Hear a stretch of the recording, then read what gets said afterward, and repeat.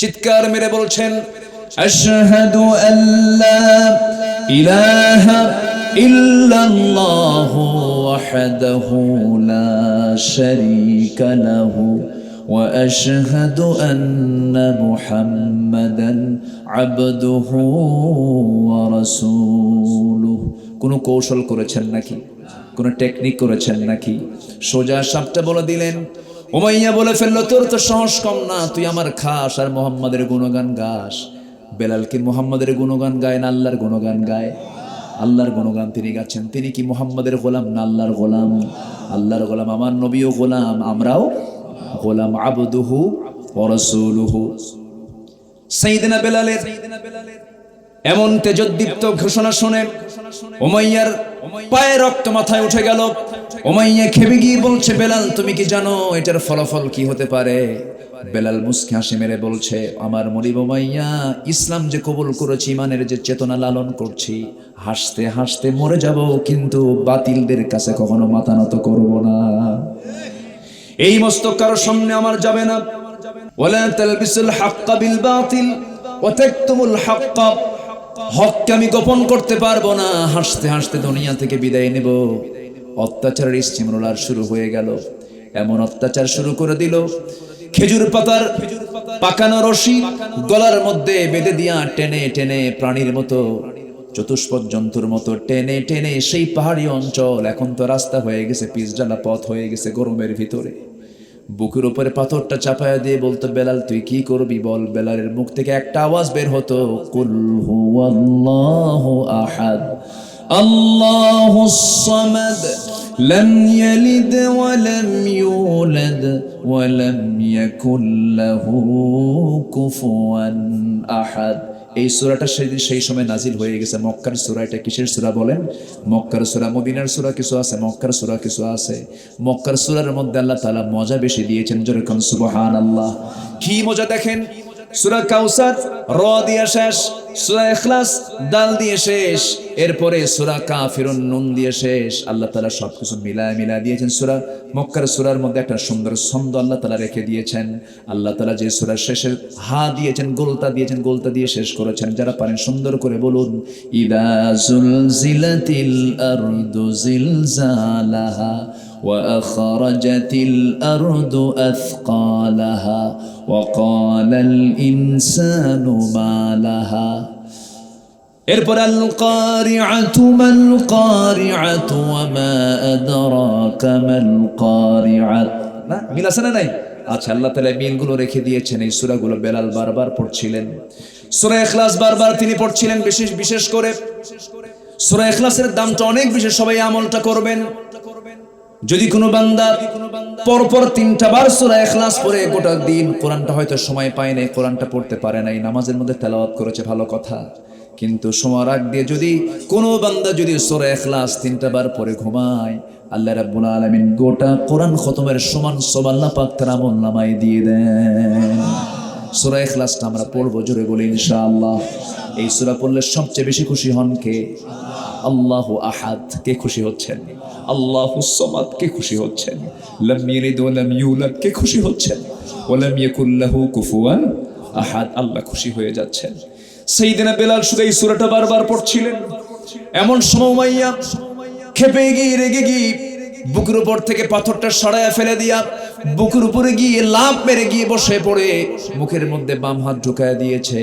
টান মেরে জিহ্বা বাম হাতে বের করে নিয়েছে। ডান হাতে রেখে দেওয়া বাবলা গাছের কাটা জিহ্বার ভিতরে ঢুকায়া দিয়েছে। ফিঙ্কি দিয়ে রক্ত পড়া শুরু হয়ে গেছে। এবার বলছে, বেলাল তোর জিহ্বা বন্ধ করে দিলাম, জিকির করবি কেমনে আল্লাহর। এবার তিনি আস্তে করে নখটা উঁচু করে বলছেন, সাত আঙ্গুল উঁচু করে বলছেন, ইশারা দিয়ে বলছেন, উমাইয়া রে, আমার জিহ্বা বন্ধ করলে হবে কি, দিলের মধ্যে আমি আমার আল্লাহর নামটা অঙ্কন করে নিয়েছি। কি ইমান তার, কি ইমান! হকের সঙ্গে বাতিলকে মিশ্রণ করেন নাই। সঙ্গে সঙ্গে করলো কি, আমার নবীর কানে সংবাদ যখন চলে গেছে, রাসূল বলছেন, ও আমার আবু বকর, আল্লাহ তোমাকে প্রচুর সম্পদের মালিক বানিয়েছেন, প্রচুর স্বর্ণ মুদ্রা আল্লাহ তাআলা তোমাকে দিয়েছেন। আমি তোমাকে একটা জান্নাতের অফার দিচ্ছি, তুমি বেলালকে মুক্ত করে আনো, আল্লাহ তোমার জান্নাতের দরজা খুলে দিবেন। সাইয়েদনা আবু বকর এতগুলো সোনার টাকা নিয়ে চলে গেলেন, স্বর্ণমুদ্রা নিয়ে চলে গেলেন।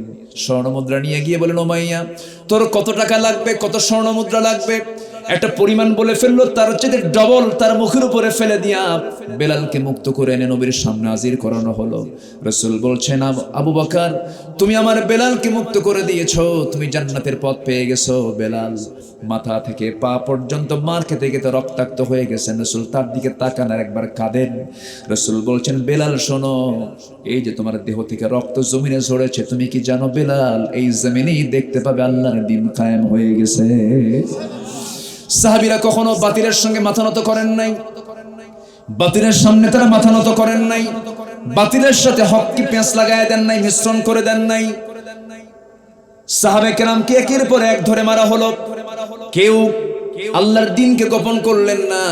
একজন সাহাবী গেফার গোত্র থেকে রওনা দিয়েছেন নবীকে সন্ধান করার জন্য। মক্কার কাবার চতুর্পাশে ঘোরাঘুরি করতেছেন, রাসূলকে পাবেন কোথায়, রাসূলকে পাবেন কোথায়। মক্কার হাওয়াটা ভালো না।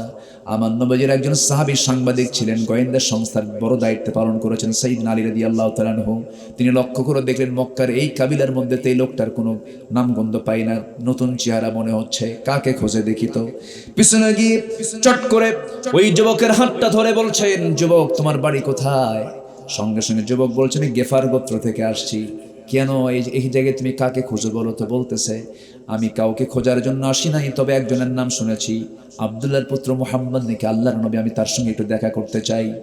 সঙ্গে সঙ্গে সাইয়েদনা আলী বলছেন, ওরে গেফার গোত্রের আবু যর শোনো, আমি তোমাকে এমন একটা কথা তোমাকে বলবো, তোমাকে ফলো না করলে তোমার মৃত্যুর মুখোমুখি হতে হবে। শোনো, মক্কার হাওয়া ভালো না, যদি কেউ টের পেয়ে যায়, আবু জেহেলের পেটুয়া বাহিনী যদি টের পেয়ে যায় তুমি মুহাম্মদকে খুঁজতে আসছে, তোমাকে লাথি মেরে মেরে সবাই মেরে ফেলবে। কাউকে বলতে যেও না। নবীর সঙ্গে দেখা যদি করতেই চাও, আমি সামনে সামনে যাব, তুমি আমার পিছে পিছে যাবে। সামনে যদি কোনো বিপদ লক্ষ্য করি, আমি জুতা ঠিক করার ভান করে আমি বসে যাব, তুমি সামনের দিকে চলতেই থাকবে, কোনো ক্রমেই যেন কাফেররা না টের পায়। কি প্রতিকূল পরিবেশ মক্কায় রেখেছিল আবু জেহেল। আমার নবীর সামনে গিয়ে সাইয়েদনা আলী গিয়ে যখন এই যুবককে নবীর সামনে দাঁড় করা দিয়েছে, আবু যর গেফারি নবীর সুন্দর চেহারার দিকে তাকায়, চোখের পানি আটকাতে পারে না। হারে, এত সুন্দর চেহারার মানুষ তো আল্লাহর নবী ছাড়া কেউ হতে পারে না। কোনো কথা না বলে নবীর হাতে হাত রেখে বলছেন, আশহাদু আল্লা ইলাহা ইল্লাল্লাহু ওয়া আশহাদু আন্না মুহাম্মাদান আবদুহু ওয়া রাসূলুহু। হেদায়েতের মালিক কে? আসতে বলবেন না কে? ইসলাম কবুল করলেন আবু যর গেফারি। রাসূল বললেন, শোনো আবু যর শোনো, একটা কথা শোনো। কি হুজুর আপনি বলেন? এই যে কালিমার ঘোষণা দিলাম, হকের যে ঘোষণা দিয়েছ, এই কালিমার ঘোষণার কথা যেন মক্কার কোনো কাফের মুশরিকরা না জানে, জানলেই তোমাকে মেরে ফেলবে। তুমি দেরি করবে না, তুমি এখান থেকে সোজা চলে যাও গেফার, তোমার গোত্রে চলে যাও, সেখানে গিয়ে তুমি দিনের দাওয়াতের কাজ করো। আচ্ছা হুজুর ঠিক আছে, আমি কাউকে বলবো না। কিন্তু আবু যর করলেন কি, তার বাড়ির দিকে যাওয়ার পথে তিনি মাথায় চিন্তা করলেন, এটা আল্লাহর ঘরটা দেখে যায়, কাবাটা দেখে যায়। কাবার দিকে যখন তিনি নজরও দিয়েছেন, কাছাকাছি যখন চলে আসছেন, মনে মনে ভাবলেন যে এত বড় মহা হক, এত বড় সত্যকে আমি কেমন করে আড়াল করি। সঙ্গে সঙ্গে তিনি কাবার সামনে একটা উঁচু জায়গায় তিনি দাঁড়ালেন, দাঁড়িয়ে চিৎকার মেরে বলছেন, আশহাদু আল্লা ইলাহা ইল্লাল্লাহু ওয়াহদাহু লা শারীকা লাহু ওয়া আশহাদু আন্না মুহাম্মাদান আবদুহু ওয়া রাসূলুহু। কালিমার ঘোষণা দিলেন, কিন্তু ফলাফল কি হলো? ভীমরুলের চাকি ঢিল মারলে যেমন ভীমরুলগুলো মৌচাক থেকে মৌমাছি যেমন সবগুলো একসঙ্গে বের হয়ে আসে, শুধু কালিমার ঘোষণা দিয়েছেন, সমস্ত কুরাইশ এক ঝাঁক মেরে এসেছে তাকে মারার জন্য। কেউ পাথর মারে, কেউ লাথি মারে, কেউ আঘাত করছে।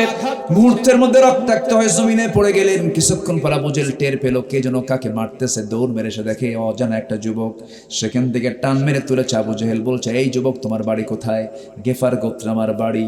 সঙ্গে সঙ্গে জিহ্বায় কামড় মেরে বলতেছে, ও কুরাইশের লোকেরা, আমি আবু জেহেল বলছি, শোনো, তোমরা এই যুবকের গায়ে আর হাত দিবে না, কারণ হাত দিলে পরে যদি মরে যায়।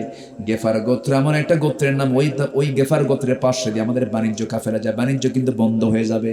যেটাই হোক তালে কিন্তু ঠিক আছে আবু জেহেল। কি কথা কি বুঝতেছেন? তাল কিন্তু ঠিক আছে, আর মারতে যেও না।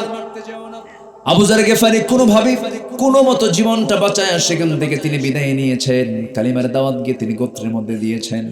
অনেকদিন পর আমার রাসূল একদিন বলেন, আবু যর, আমি তোমাকে মানা করেছিলাম, তুমি কেন প্রকাশ্যে কালিমার ঘোষণা দিতে গেলা? তখন তিনি বলছেন, হুজুর, এত বড় মহাসত্য কি আর কখনো চাপা যায় নাকি? এত বড় মহাসত্য কি আমি আড়াল করতে পারি নাকি? এই জন্য আমি মনে মনে ভাবতেছিলাম, আমাকে যখন তারা মারতেছিল, দিন গ্রহণ করেছি, আমাকে মারতেছে, আমার মন বলছিল তাদের মার খেয়ে আমি শহীদ হয়ে যেন আল্লাহর জান্নাতে চলে যেতে পারি। আমার ভাইরা, এই দুনিয়া ছেড়ে সবাই আমরা চলেই যাচ্ছি যখন, কিন্তু মরতেই হবে যখন, আল্লাহর পরামর্শটা আমরা নেব। ওয়ালা তামুতুন্না ইল্লা ওয়া আনতুম মুসলিমুন, মুসলমান না হয়ে মরো না, মুসলমান না হয়ে মরো না, ইমানদার, মুসলমান না হয়ে মরো না। ইমানদারকে বলছেন, কাকে বলছেন? ইমানদারকে বলছেন, মুসলমান না হয়ে মরো না। মুসলমান হয়ে তোমাকে মরতে হবে, এটা তোমার জন্য লস হবে না, লাভ হয়ে যাবে। মুসলমান হয়ে না মরলে পরে তুমি কিন্তু বড় বিপদে পড়ে যাবে। কিন্তু দুঃখ লাগে, আমার দেশের মসজিদগুলোর দিকে যখন তাকাই বড় আমার আফসোস লাগে। 4.5 লক্ষ মসজিদের ইমামরা যদি আজকে হক কথা বলতো, মুখ থেকে যদি হক কথা বের হতো, সমাজে কোনো প্রকার বাতিল কোনো কিছু মাথা চাড়া দিয়ে উঠতে পারতো না। কিন্তু মসজিদে হক কথা বলবেন কেমনে হুজুর? কারণ হুজুর তো নিয়োগ প্রাপ্ত, হুজুরকে যে নিয়োগ দিয়েছে সে একজন বড় মাপের সুদখোর। কি কথা বলবো? অহংকার পৃথিবীর কারো জন্য জায়েজ নেই। অহংকার করার একমাত্র কেবলমাত্র শুধুমাত্র যোগ্যতা কার? আল্লাহ তাআলা। বান্দা কি অহংকারী হতে পারে? যে অহংকারী সে কি বান্দা আল্লাহর? বান্দা, কিন্তু অবাধ্য বান্দা। কি বান্দা? ইন্নাহু তাগা ইযহাব ইলা ফিরআউনা ইন্নাহু তাগা। সে সীমা লঙ্ঘন করেছে, অবাধ্যতা করেছে। তো যাই হোক, আমরা অনুগত বান্দা যদি হতে চাই, কোরআনকে মানবো আমরা জীবনের এক জায়গায় না সব জায়গায়। আমি কোরআনে কারীমের গুরুত্বপূর্ণ একটি সূরা, 286টি আয়াত যার মধ্যে আছে, সবচেয়ে বড় সূরা, যে সূরা আব্দুল্লাহ ইবনে আব্বাস রাদিয়াল্লাহু তাআলা আনহু 16 বছর পড়েছেন। কত বছর? 16 বছর পড়ার পর তাকে প্রশ্ন করা হলো যে আপনি এই সূরাটা বারবার পড়েন, আর কি কোনো সূরা নাই? তিনি বললেন, এই পর্যন্ত 16 বছরও আমি এই সূরা শেষ করতে পারিনি। সুবহানাল্লাহ বলবেন না? তারা কি পড়া পড়লেন, আর আমরা এক বইটুকু খতম দিয়া শেষ। খতম দিয়ে আবার বুড়া চাচা মসজিদের ভিতরে গিয়ে বলে, জানো আমার ছেলে 2 খতম, আমার ছেলে বউ 3 খতম, আমার বউ 10 খতম, আর আমি তো নিজেই খতম। কি কথা কি বুঝতেছে? তো সাহাবীদের কোরআন পড়তে কত সময় লাগতো, তারা বুঝে শুনে পড়তেন। আজকে যদি এই জাতি কোরআনটা যদি বুঝতো, কোরআন বিরোধী শক্তি কখনো সমাজে টিকে থাকতে পারতো না। পারতো? পারতো না। আমরা কোরআন পড়ি কিন্তু বুঝি না। আল্লাহ রাব্বুল আলামিন বিভিন্ন জায়গায় বান্দাকে কোরআন শেখার জন্য তাকিদ দিয়েছেন। এক জায়গায় তিনি বলছেন, ওই সূরার মধ্যে একাধিক জায়গায় এসেছে, ফালা ইয়াতাদাব্বারুনাল কুরআন আম আলা কুলুবিন আকফালুহা। মানুষের কি হলো? কোরআনটা কি নিয়ে তারা গবেষণা করে না, তাদাব্বুর করে না। ইমাম ইবনুল কাইয়িম রাহমাতুল্লাহ আলাইহি তিনি বলেছেন, কোরআনের হক যদি কেউ আদায় করতে চায় তার মধ্যে 5টা গুণ থাকতে হবে। 1 নম্বর হলো কিরাআত, নম্বর 2 হলো দিরাসাত তিলাওয়াত, নম্বর 3 হলো দিরাসাত, নম্বর 4 হলো তাদাব্বুর, নম্বর 5 হলো কোরআনটাকে বুঝে শুনে যে আমি জ্ঞান আহরণ করতে পেরেছি, এটার বাস্তব জীবনে আমি কেমন রূপ দিতে পারলাম, এটাও আল্লাহ তাআলা প্রশ্ন করবেন। যদি এই 5টি হক যদি কেউ আদায় করতে পারে, কোরআন তাকে সুপারিশ করে জান্নাতের দরজায় নিয়ে যাবে। শুধু খতম দিলে হবে না, শুধু মুখস্থ করলেই হবে না, মুখস্থের দাম আছে। আমি দুবাই গিয়েছিলাম, মাঝখানে ইউএই, ইউনাইটেড আরব এমিরেটস, যেটা মিডল ইস্টের একটা দেশ, দেশের উন্নত দেশের মধ্যে একটি উন্নত দেশ, তেল সমৃদ্ধ একটি দেশ দুবাই, আবুধাবি, আরব আমিরাত। তো সেখানে 2 দিন পরে শুনি যে আমার দেশের একটা ছেলে সেখানে কম্পিটিশন অংশগ্রহণ করেছে। তো পুরস্কার বিতরণী অনুষ্ঠান, ভাবলাম যে আমার দেশ অংশগ্রহণ করেছে, আমি একটু যাই। সেখানে দেখি পুরস্কার ঘোষণার সিস্টেমটা হলো 10 থেকে প্রথম 10 জনের 10 নাম্বার থেকে 10 নাম্বার একটা নাম আসলো একটা দেশের। এরকম করে করে আল মারকাজুল আশির, তারপরে এই ধীরে ধীরে নামতে নামতে নামতে সালিস, তারপরে সানি, আউয়ালটা কে হবে? আমি দেখি 9টা পার হয়েছে, আমার দেশের নাম এখনো বলেই নাই। ভাবলাম তো আমার দেশে ফার্স্ট হয়ে গেছে। আলহামদুলিল্লাহ বলে। হ্যাঁ, কোরআন মুখস্থ করলে মর্যাদা অবশ্যই আছে, কারণ আল্লাহ নিজেও হাফেজ, হাফেজদেরকে মহব্বত করেন। কিন্তু কোরআন মুখস্থ করলে পুরস্কার পাওয়া যায়, কিন্তু কোরআনের আন্দোলন করলে, কোরআনটাকে প্রতিষ্ঠার সংগ্রাম করতে গেলে জেলখানায় ঢুকতে হয়। কি কথা কি বোঝা যায়? কথা বোঝা যায়? একই টাকায় একই খরচে কেউ যায় হজ করতে, আবার একই খরচে কেউ জেলখানার খাবার খায়। আছে না নাই? উভয় কি সমান? আমার নবীও যদি বলতেন, শোনো, কোরআন শুধু মুখস্থ করো, কোরআন শুধু তেলাওয়াত করো, কোরআন কম্পিটিশন করো, কোরআনটার দিয়ে শুধু নামাজ পড়ো, সমাজ গড়ার দরকার নাই, আমার নবীর কোনো শত্রু তৈরি হতো না। কিন্তু রাসূল বললেন, কোরআন দিয়ে নামাজ পড়ো, সমাজ কেন গড়ো না? ঠিক কি না? সমাজও গড়তে হবে, কোরআন দিয়ে নামাজও পড়তে হবে। এই জাতীয় দাওয়াত যখন আমি আপনি দেব, মুসার সামনে যেমন ফেরাউন দাঁড়িয়েছে, ইব্রাহিমের সামনে যেমন নমরুদ দাঁড়িয়েছে, নবীর সামনে যেমন আবু জেহেল দাঁড়িয়েছে, আমার আপনার সামনেও আবু জেহেলরা দাঁড়িয়ে যাবে। আমার নবীজি নবুয়ত পেয়েছেন 40 বছরে। 40 বছর মানে কি? আমার নবীজি পৃথিবীতে বেঁচে ছিলেন 63 বছর 9 ঘন্টা। এই 63 বছর 9 ঘন্টার মধ্যে 40 বছরও চলে যাওয়া মানে হলো জীবনের 2-3 ভাগের 2 ভাগ চলে গেছে, 2/3 চলে গেছে। আমার নবীজি বসেছিলেন না। যখন তিনি বালেগ হয়েছেন, সেই সময় থেকে সমাজের এই সমস্ত চিত্রগুলো দেখতেন। উলঙ্গ হয়ে মানুষ কাবা শরীফটা তোয়াফ পর্যন্ত করত। একটা ভাঙ্গা পাতিলকে কেন্দ্র করে যুগের পর যুগ যে জাতি যুদ্ধ লেগে রাখত, আমার নবীজির হৃদয়টা রক্তক্ষরণ হতো। মাঝে মাঝে চিন্তা করতেন কি করা যায়। পরিবর্তন করার জন্য প্রচন্ড মুজাহাদা করেছেন। অনেকের ইতিহাস জানা আছে। হালফুল ফুজুল নামক একটি সংগঠনও গড়ে তুলেছিলেন। হালফুল ফুজুল গঠন করলেন, ঠিক চেষ্টা করলেন, হাজারো চেষ্টা করে আমার নবীজি ব্যর্থ হয়েছেন, সফল হতে পারেন না। কারণ 40 বছর পর্যন্ত যে চেষ্টা করেছেন, নিজস্ব চেষ্টা, সামাজিক চেষ্টা, যা দিয়ে চেষ্টা করেছেন তার মধ্যে কোনো আল্লাহর কোনো ইঙ্গিত ছিল না। কিন্তু কোরআন যখন নবীজি হাতে পেয়েছেন, কোরআন হাতে নেওয়ার সঙ্গে সঙ্গে কোরআন দিয়ে যখন চেষ্টা করেছেন, বিফল না সফল? বিফল না সফল? তাহলে পৃথিবীর সেরা মানুষটাকে মুহাম্মদ সাল্লাল্লাহু আলাইহি ওয়াসাল্লাম। পৃথিবীর সেরা মানুষ যদি কোরআন ছাড়া সামগ্রিক চেষ্টা করে যদি ব্যর্থ হয়ে যান, সামগ্রিক চেষ্টা করে যদি কোরআন ছাড়া যদি ব্যর্থ হয়ে যান, বিশ্বের সেরা মানুষ যদি না পারেন, আমি আপনি কোরআন ছাড়া যে কাজটাই করতে যাব, সফল হব না ব্যর্থ হব? বলেন, সফল হব না ব্যর্থ হব? ব্যর্থ হয়ে যাব, বিফল হয়ে যাব। বিফলতা আসবে, সফলতা আসবে না। তাহলে কোরআন ছাড়া যারা আজকে সমাজকে সুন্দর করতে চায়, সমৃদ্ধ করতে চায়, দেশ জাতি গঠন করতে চায়, চাপা নিয়ে সামনে আসে না? সে চাপাগুলো কি?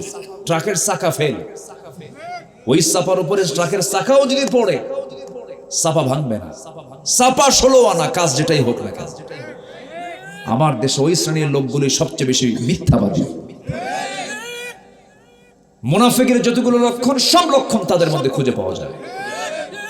যখন কথা বলে, মিথ্যা কথা বলে। এটা কার লক্ষণ? যখন ওয়াদা করে, ওয়াদা ভঙ্গ করে। আছে না নাই? যখন কথা বলতে বলতে আর না পারে, তখন মুখ থেকে গালিগালাজ বের করে। এই লক্ষণগুলো কি সাধারণ মানুষের মধ্যে বেশি না ওই শ্রেণীর লোকের মধ্যে বেশি? বুঝে নেন, আকলমান্দ ইশারা বাসাত। বেশি কিছু বলা লাগে না, একটু বুঝে নিলেই বুঝে নিতে হয়। সম্মানিত ভাইয়েরা, একটা কথা আছে, আমরা ছোটবেলায় পড়েছি, রাজা যেমন হয় প্রজাও তেমন হয়। মাথা যদি পচে যায়, দেহের কি কোনো দাম আছে? দেহের কোনো দাম আছে? মাথায় যদি একটা মানুষের পচে যায়, তার সবই তো পচে গেছে। হাতে তেল দিয়ে কি করে মাথায় তো বসা, হাতের যত্ন নিয়ে তো লাভ নাই। সম্মানিত ভাইয়েরা, সম্মানিত বন্ধুগণ, জান্নাত যাওয়ার জন্য বেশি কিছু লাগে না। এক সাহাবী রাসূলের কাছে এসে বলছেন, ইয়া রাসূলুল্লাহ, আমি জান্নাত পেতে চাই। রাসূল বললেন, হ্যাঁ তুমি জান্নাতের কাজগুলো করো। হুজুর, আমি বেশি কাজ করতে পারবো না, আমাকে অল্প কিছু কাজ দেন। রাসূল বলেন, আমি তোমাকে একটা আমল শেখাবো, তুমি জান্নাত পেয়ে যাবে। শুনবেন? আগ্রহ আছে সবার? একটা আমল করবে। সাহাবী দারুণ খুশি হয়ে গেলেন। আমার নবীজি বললেন, সাহাবী, আজকের থেকে জীবনে আর কখনো মিথ্যা কথা বলবে না, যাও আমি তোমাকে আমলটা শেখায়া দিলাম। সুবহানাল্লাহ, সুবহানাল্লাহ। এই দেশের মানুষ তো মিথ্যা কথা কয় না, বলে বলে মিথ্যা কথা বলে। ফোনে বলা হয়, ভাই আপনি কোথায়? আমি তো জাহান্নামের চৌরাস্তায়। আছে না? মিথ্যা না বললে আমাদের পেটের ভাত হজম হয় না। সারাদিন কত কথা মিথ্যা বলেছি, হিসাব করতে পারি না আমরা। আর আমি যার উম্মত, যিনি আমার নবী, তার জীবনে রেকর্ড নাই তিনি একটা মিথ্যা কথা বলেছেন। সুবহানাল্লাহ বলবেন না? তাহলে আমার নবীর জীবনে রেকর্ড নাই কি না বলা, আর তার উম্মতের রেকর্ড কি? এমন কোন দিন নাই মিথ্যা কথা না বলা। আমরা এই রেকর্ডের শীর্ষে আছি। আর মিথ্যা রেকর্ডের শীর্ষে কারা, তাও তো বলে দিলেন সবাই, জানলেন তো। মানুষ নির্জলা এইরকম মিথ্যা কথা কয়, আমার বুঝে আসে না। একদম উল্টা কথা বলে, ঠিক কিনা? আমি কি ভুল বলছি? আল্লাহ রাব্বুল আলামিন বলছেন, ঈমানদার শোনো, বেশি কিছু লাগবে না, আমি তোমার ভুল আমলগুলো সংশোধন করে দেব, শুধু সত্য কথা বলো। সুবহানাল্লাহ বলবেন? সূরা হাজাব।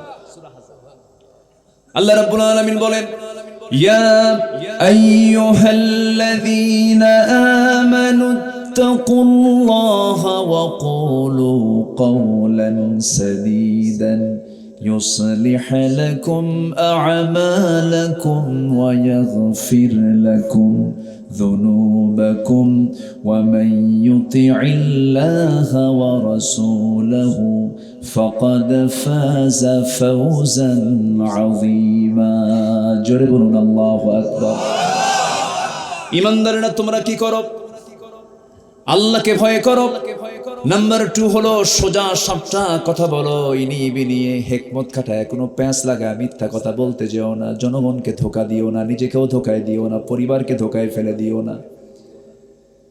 সোজা সাপটা কথা বলবে, আল্লাহকে ভয় করবি।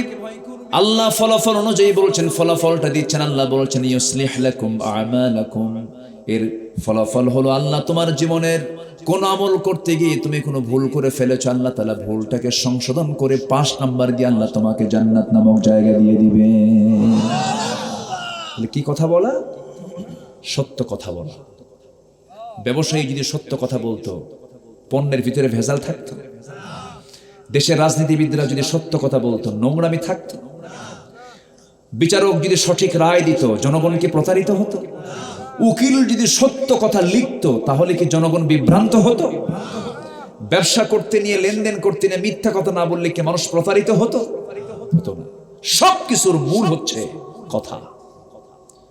আল কিযবু উম্মুল খাতিআত, সমস্ত পাপের মা হলো মিথ্যা কথা। আমার ইব্রাহিম ভাই অহংকার নিয়ে বলেছেন তো, আমি একটু একটা সাবজেক্ট নিয়ে বলি, তাই না? সবাই রাজি আছেন তো ইনশাআল্লাহ? জোরে বলি ইনশাআল্লাহ। 3টে জিনিস মানুষকে ধ্বংসের দিকে নিয়ে যায়। একটা হচ্ছে মিথ্যা। একটা কি? মিথ্যা। নাম্বার 2 হচ্ছে অহংকার, যেটা বলেছেন উনি, অহংকার। আরেকটা হচ্ছে লোভ। আরেকটা কি? লোভ। ক্ষমতার লোভ আছে? নাই। এই আছে নাকি? চেয়ারে বসলে হয়, সুপারগুলো আটা দিয়ে বসে, কি ওর ছাড়তে রাজি না? আছে না নাই? চাইলেও থাকে, না চাইলেও থাকে। সম্মানিত ভাইরা, আমরা দুনিয়া থেকে সবাই চলে যাব, এই তাকাব্বুরি, অহংকার, লোভ, এগুলো দিয়ে লাভটা কি? আমরা এগুলো ছেড়ে দেব, আমরা বিনয়ী হব। কার বান্দা হব? আসতে বলবেন না, কার বান্দা হব? আবার কিছু লোক আছে সত্য কয় মিথ্যাও কয়, আছে না? নাই? আমি আমার মূল আলোচনার দিকে যাচ্ছি। সত্য কথা বলে, আবার তাল মতো কি কয়, মিথ্যা কথাও বলে। নামাজও পড়ে, সুদও খায়। সুদখোর তো চাষ করে নাই। আমি তো বিপদে ফেলে দিলাম মনে হয়, নাকি? বিপদে ফেলে দেইনি তো? বিপদ মনে করলে তাহলে তো আমি আলোচনা ঘুরাই নেব। এরকম কিছু বলেন তো? বিপদে পড়েন নাই তো? আচ্ছা। আবার এই সময় যেন কেউ উঠেন না, উঠলে ভাববো কিন্তু ওটাই সুদ খায়। একটু সাবজেক্ট মতো একটু চিন্তা ভাবনা করে থাকে। চাষ করতে ব্যবসায়ী এলাকা। আমি যদি আজকে এই সমস্ত কথাগুলো না বলে যাই, কিয়ামতের দিন আপনি মামলা দিবেন। মামলা দিয়ে বলবেন, আব্দুল্লাহ আল আমিন চাষকর মধ্যম পাড়ায় অমুক দিন আসছিল, আল্লাহ উনি এত সুন্দর সুন্দর ওয়াজ করেছে, চোখের পানি ফেলেছে, কিন্তু হক কথাগুলো বলে যান নাই। সেদিন মামলায় আমি যদি আসামি হই, আমি জামিন পাবো না। অতএব কোন জায়গায় কোন ওষুধ দেওয়া দরকার, সেই ওষুধ আমাদের দিতে হবে। কি রাগ করতেছেন নাকি আপনারা? আমার কাজ আমাকে ক্লিয়ার করতে হবে। নামাজের সাথে সুদের সম্পর্ক নাই, কিন্তু আজকে নামাজের সাথে সুদ আছে না নাই? নামাজ আছে যেখানে, সেখানে সুদ থাকতে পারে? নামাজ যেখানে থাকবে সেখানে সুদ থাকবে না যাকাত থাকবে? কোরআনে নামাজের সাথে কি আছে? যেখানেই নামাজ সেখানে কি না? এখানে আছেন কি, আকিমুস সালাত ওয়া আতুর রিবা, নাকি এরকম আছে নাকি? ওয়া আতুস যাকাত।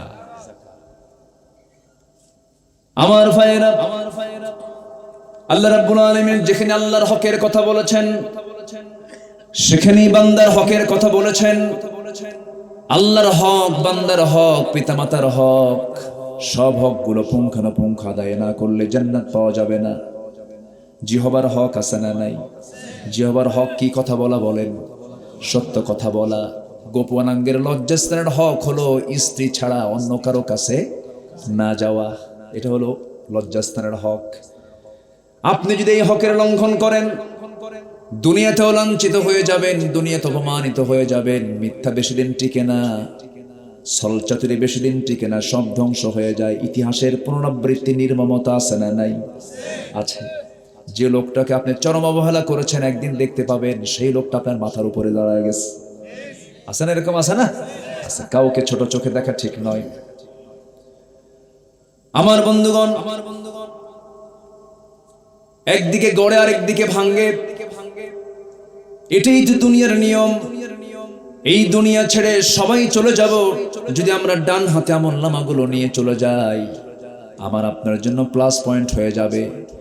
শুধুমাত্র আমি আপনাদেরকে একটা কথা বলবো, সেটা হলো হক যেন নষ্ট না হয় কারো। হক যদি নষ্ট না হয়, আল্লাহর হক হলো বান্দার উপরে বান্দাকে মাফ করে জান্নাত দিয়ে দেওয়া। কোন হক যেন নষ্ট না হয়। কিয়ামতের দিন বান্দাকে প্রথম প্রশ্ন করবেন হক নিয়ে, প্রশ্ন হবে হক নিয়ে, দিমা নিয়া। আল্লাহ রাব্বুল আলামিন বান্দাকে হক নিয়ে প্রশ্ন করবেন। যেমন নামাজের প্রশ্ন করা হবে, সেদিন নামাজটা কার হক? নামাজ কার হক? আল্লাহর হক। যাকাতটা কার হক? বলেন, ভালো করে বলতে হবে। যাকাত কার হক? বান্দার হক। ওয়াফি আমওয়ালিহিম হাক্কুল লিসাইলি ওয়াল মাহরুম। যাকাত আদায় করো, তুমি ফরজ মনে করে যাকাতটা দিয়ে দাও। যাকাতকে জরিমানা মনে করো না। মাথার যে চুল আছে, এই মাথার চুলটা আমাদের যদি না কাটা হয়, এই চুল কি পায়ের কাছে আসে নাকি? পায়ের কাছে আসে না, এক জায়গায় এসে থেমে যায় আর বড় হয় না। কিন্তু আপনি 1 মাস পর পর কাটবেন, আবার যে পরিমাণ কেটেছেন আবার 1 মাসে বড় হয়ে যাবে। আপনি চুল কাটবেন না, চুলও বড় হবে না, একটা জায়গায় থেমে যাবে। নখ 7 দিন পর পর আপনি কাটলে আবার নখটা ওই পরিমাণ বড় হয়ে যাবে। কিন্তু আপনি নখ কাটা বাদ দিবেন, একটা জায়গায় এসে থেমে যাবে, আর নখ কাটা আর নখটা বড় হবে না। দাড়ি মাথার চুল, এরপরে বগলের চুল একটা নির্দিষ্ট জায়গায় সে থেমে যায়, কাটলে পরে ধীরে ধীরে বাড়তে থাকে, আবার কাটবেন আবার বাড়বে, আবার কাটবেন আবার বাড়বে। ঠিক তেমনি জাকাত যদি আপনি না দেন আপনার সম্পদ বাড়বে না। জাকাতের হিসাবটা ক্লিয়ার করে যখন জাকাত আদায় করবেন আপনার সম্পদটা তখন বাড়তে থাকবে, বাড়তেই থাকবে, বাড়তেই থাকবে, আর কমবে না। আরো সহজ কথায় আমি বলে দিই, বড়ই গাছ গুরুদাসপুর, এরপরে বড়ই গ্রামের দিকে বড়ই গাছের কিছু ফলন আছে, হয় না? কুল বড়ই নাকি নাকি বড়ই, হ্যাঁ, বড়ই গাছের ডাল যখন বড়ই গাছ ধরে, বড়ই গাছে যখন বড়ই ধরে, বড়ই যখন আপনি গাছ থেকে পেরে নিয়ে আসলেন, ওই বাগানটাকে আগামী বছরের জন্য প্রস্তুত করার জন্য প্রত্যেকটা বড়ের ডালগুলো কি করতে হয় বলেন?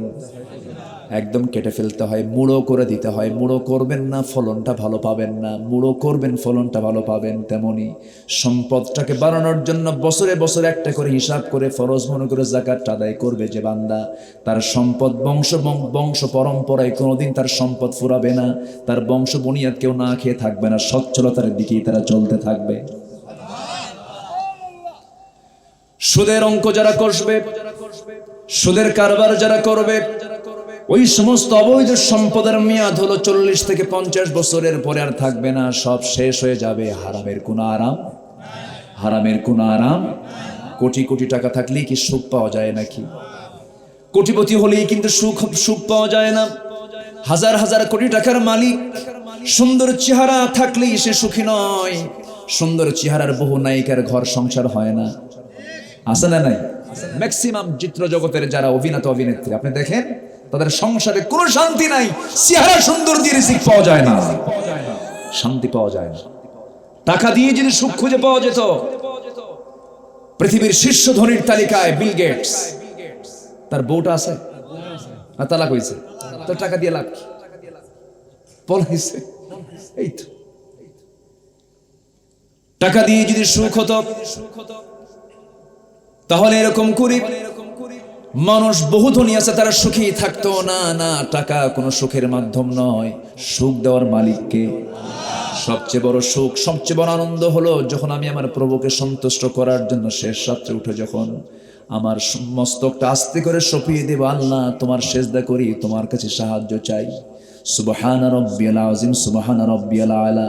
এই সেজদার মধ্যে যদি কোনো বান্দা তৃপ্তি পেয়ে যায়, এর চাইতে বড় তৃপ্তি এই জমিন আর দ্বিতীয়টা নাই।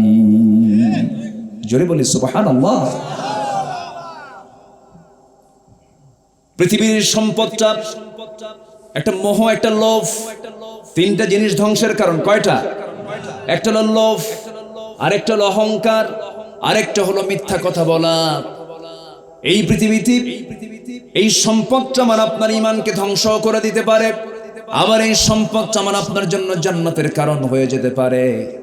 সম্পদের যদি সঠিক ব্যবহার কোনো বান্দা করতে পারে, এই সম্পদ তাকে জান্নাতে নিয়ে যাবে। তবে হ্যাঁ, এই দুনিয়াতে যারা গরিব তারা আখিরাতে তাদের আধিপত্য বিস্তার করবে বেশি, কারণ এই দুনিয়াতে যারা গরিব থাকবে তারা আখিরাতে তারা বিশাল বড় ধনী হয়ে যাবে। যেরকম সুবহানাল্লাহ। তাদের হিসাবটা হবে কি? কম। কি হবে?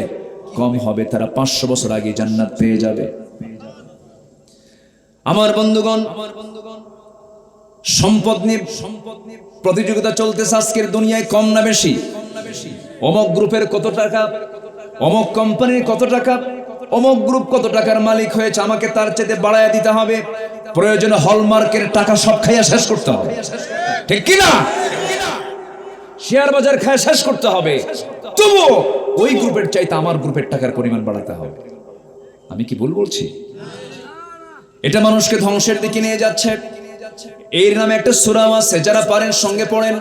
আলহাকুমুত তাকাসুর হাত্তা যুরতুমুল মাকাবির কাল্লা সাওফা তা'লামুনা সুম্মা কাল্লা সাওফা তা'লামুন। জোরে বলি আল্লাহু আকবার।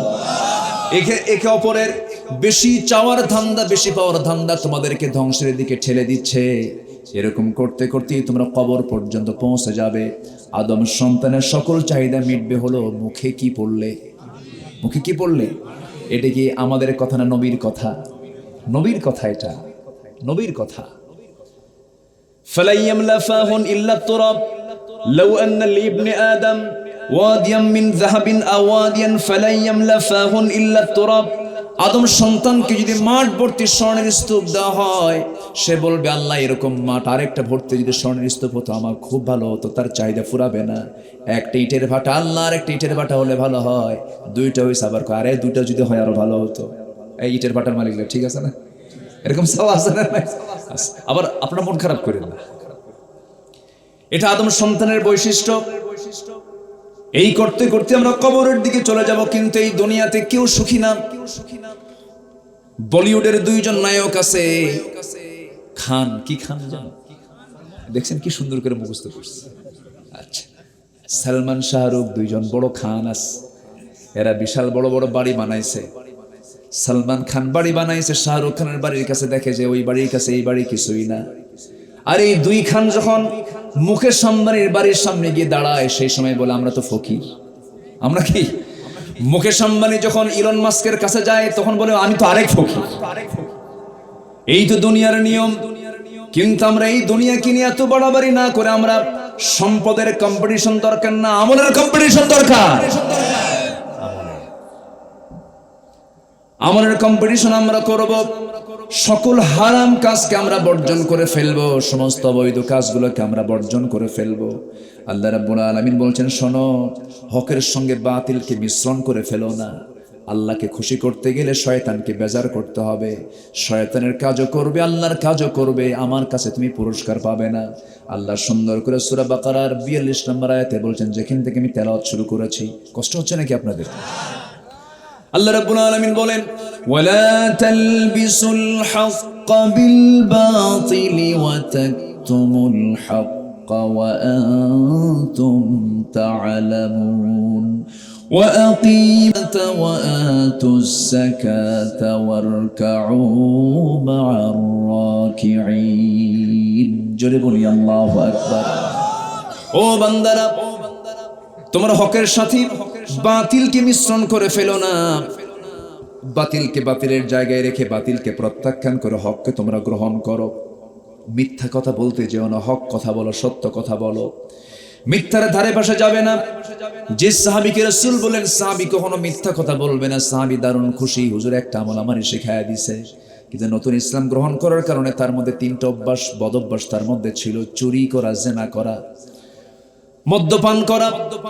কোন এক রাতের আধারে চুরি করে আমার নবীর সামনে সকালবেলা হাজির হয়ে গেছেন। রাসূল বলেন সাহাবী গত রাতে কি করেছো, কার ঘরে ঢুকছো? হুজুর জীবনে আর চুরি করব না।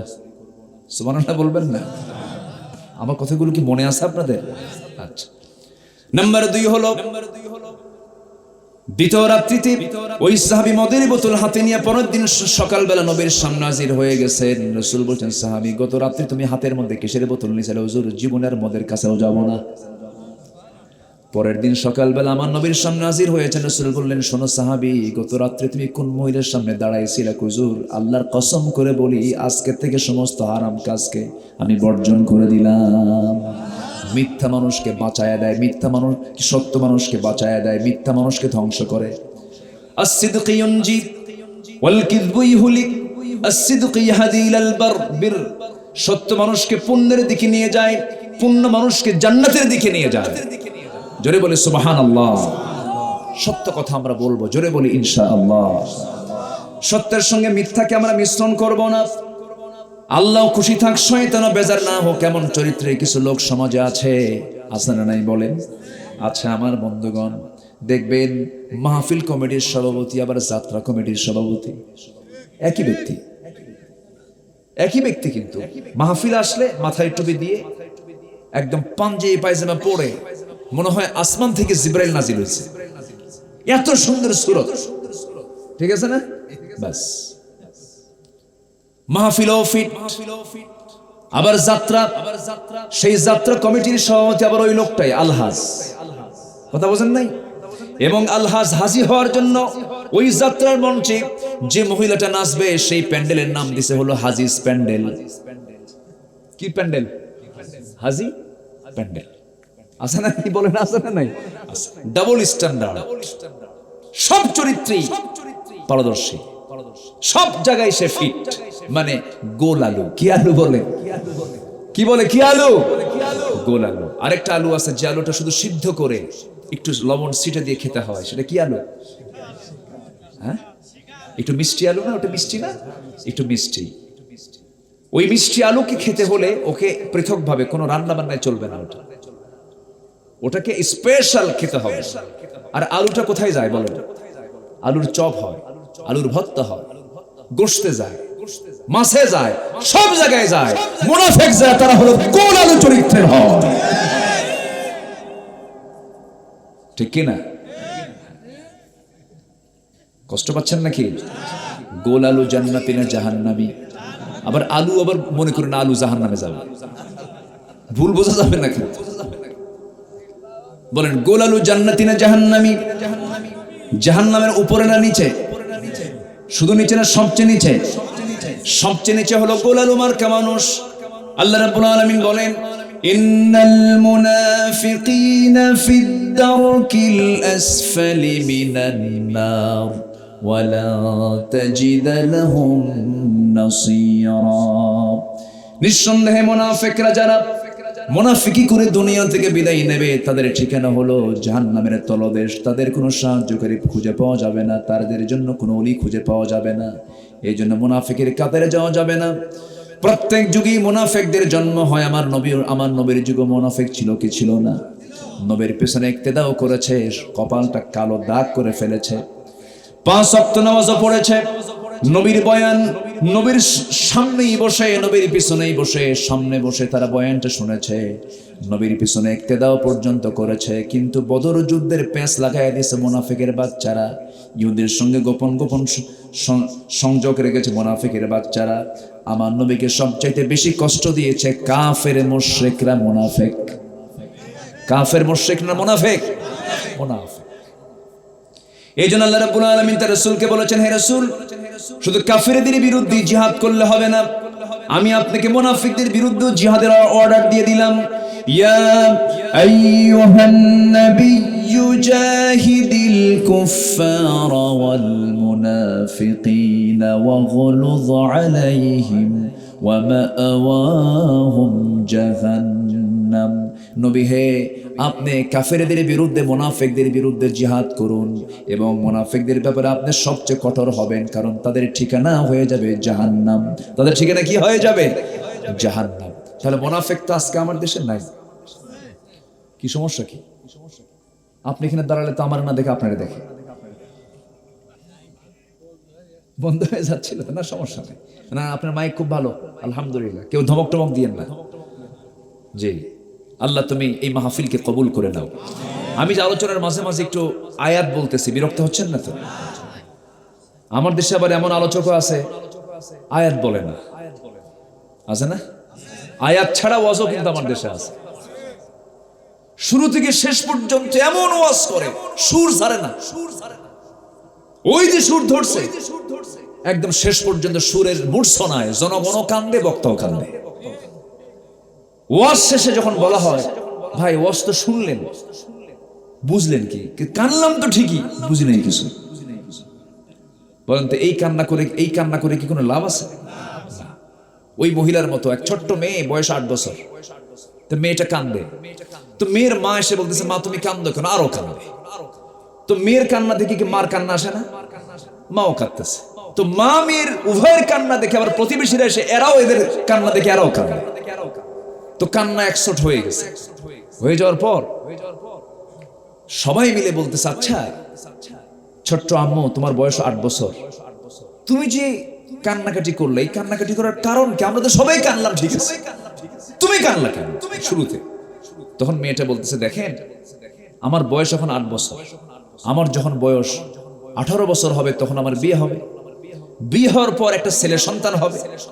সেই ছেলে সন্তানটার বয়স যখন 8 বছর হবে, এই 8 বছর বয়সের ছেলে সন্তানটা যদি আমার সামনে মরে যায়, আমি থাকবো কেমন? এই চিন্তায় কাঁদতেছি। কথা কি বোঝা গেল? এদিকে কিন্তু বয়সও হয় নাই, বিয়ে হয় নাই, এদিকে কান্নাকাটি করা শেষ। না, আমরা যেটা শুনে যাব এটা আমল করব। জোরে বলি ইনশাআল্লাহ। আমার দেশে ওয়াজ বেশি হয় না আমল বেশি হয়? কি কি বিষয় হয় বলেন? ওয়াজ। ওয়াজ অনুযায়ী যদি আমল হতো, সমাজে সুদ থাকার কথা। আমলটা করব আমরা 16 আনা, যা শুনবো আমরা আমল করব। শুনলাম মানলাম না, এটা ইমানদারের চরিত্র না মুনাফিকের চরিত্র? আল্লাহ রাব্বুল আলামিন সূরা সাফের শুরুতেই বলেছেন, লিমা তাকুলুনা মা লা তাফআলুন, যা করো না তা তুমি বলতে যাও কেন, যা বলো তা তুমি করো না কেন? এই জন্য বলার সঙ্গে কাজের মিল থাকতে হবে, কথার সঙ্গে কাজের মিল থাকতে হবে। শুনবো, আমল করব, বলবো, নিজেও আমল করব, অপরকে আমলের জন্য উদ্বুদ্ধ করবে, এটা হলো ইমানদারের পরিচয়।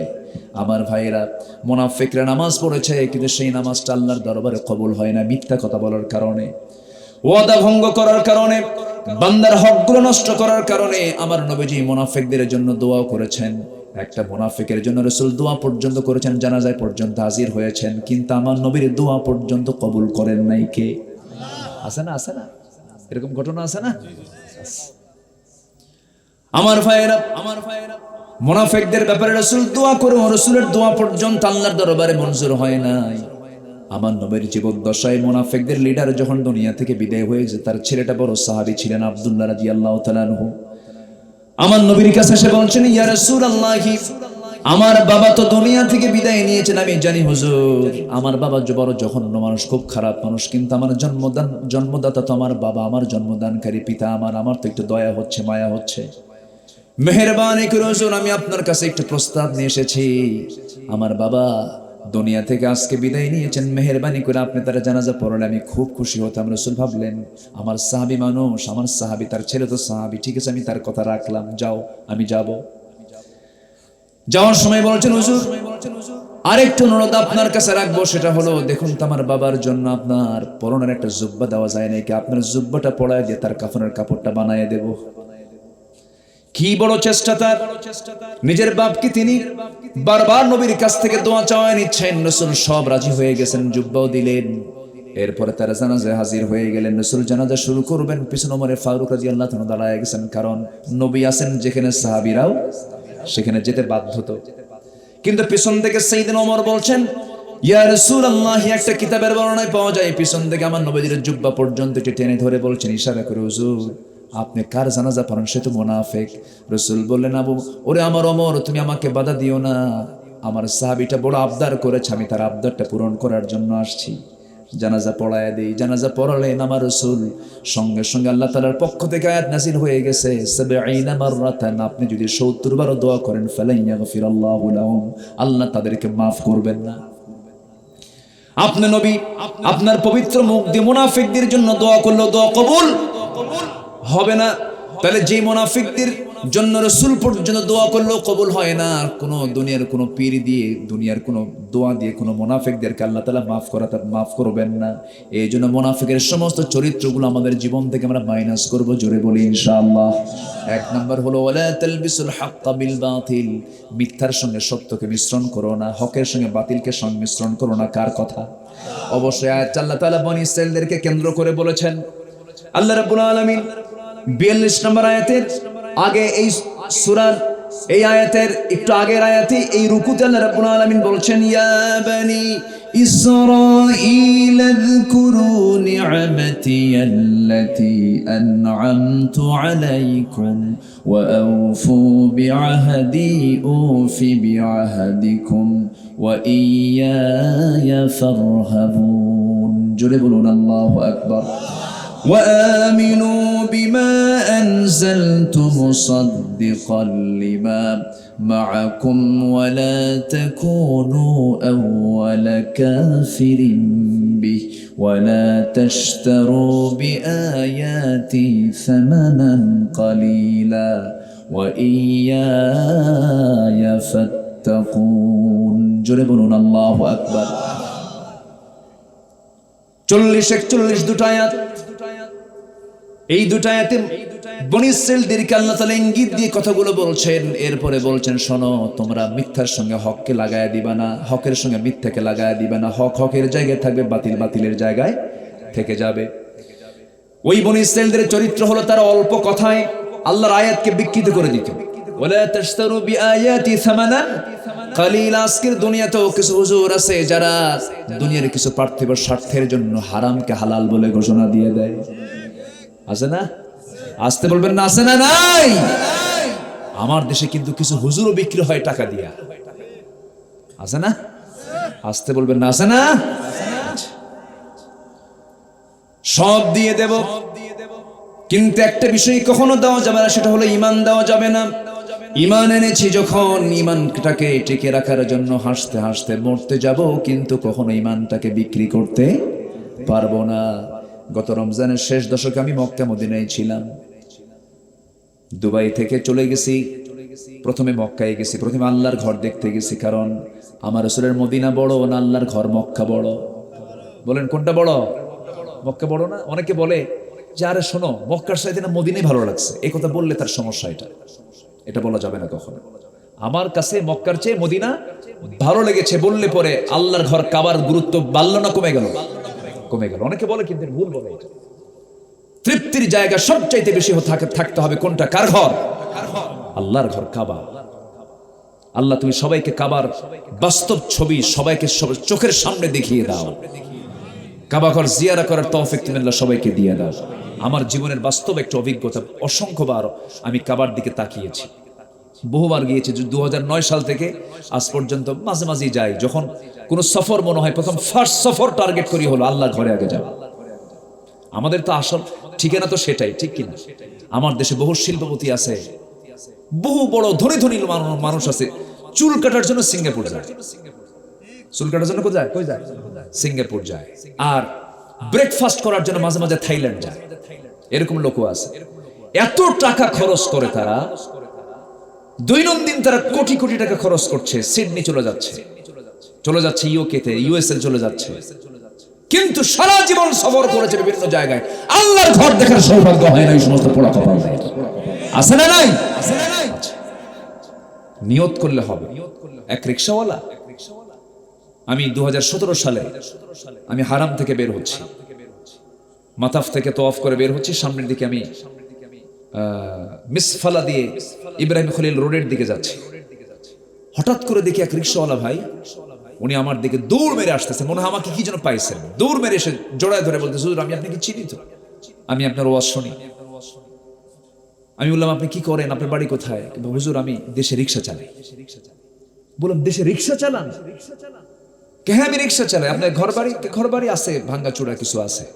আমি দিন এনে দিন খাই, রিক্সা চালাই। হুজুর আমি দেশে হজ করতে আসছি। তো বললাম যে আপনি টাকা পাইলেন কোথায়?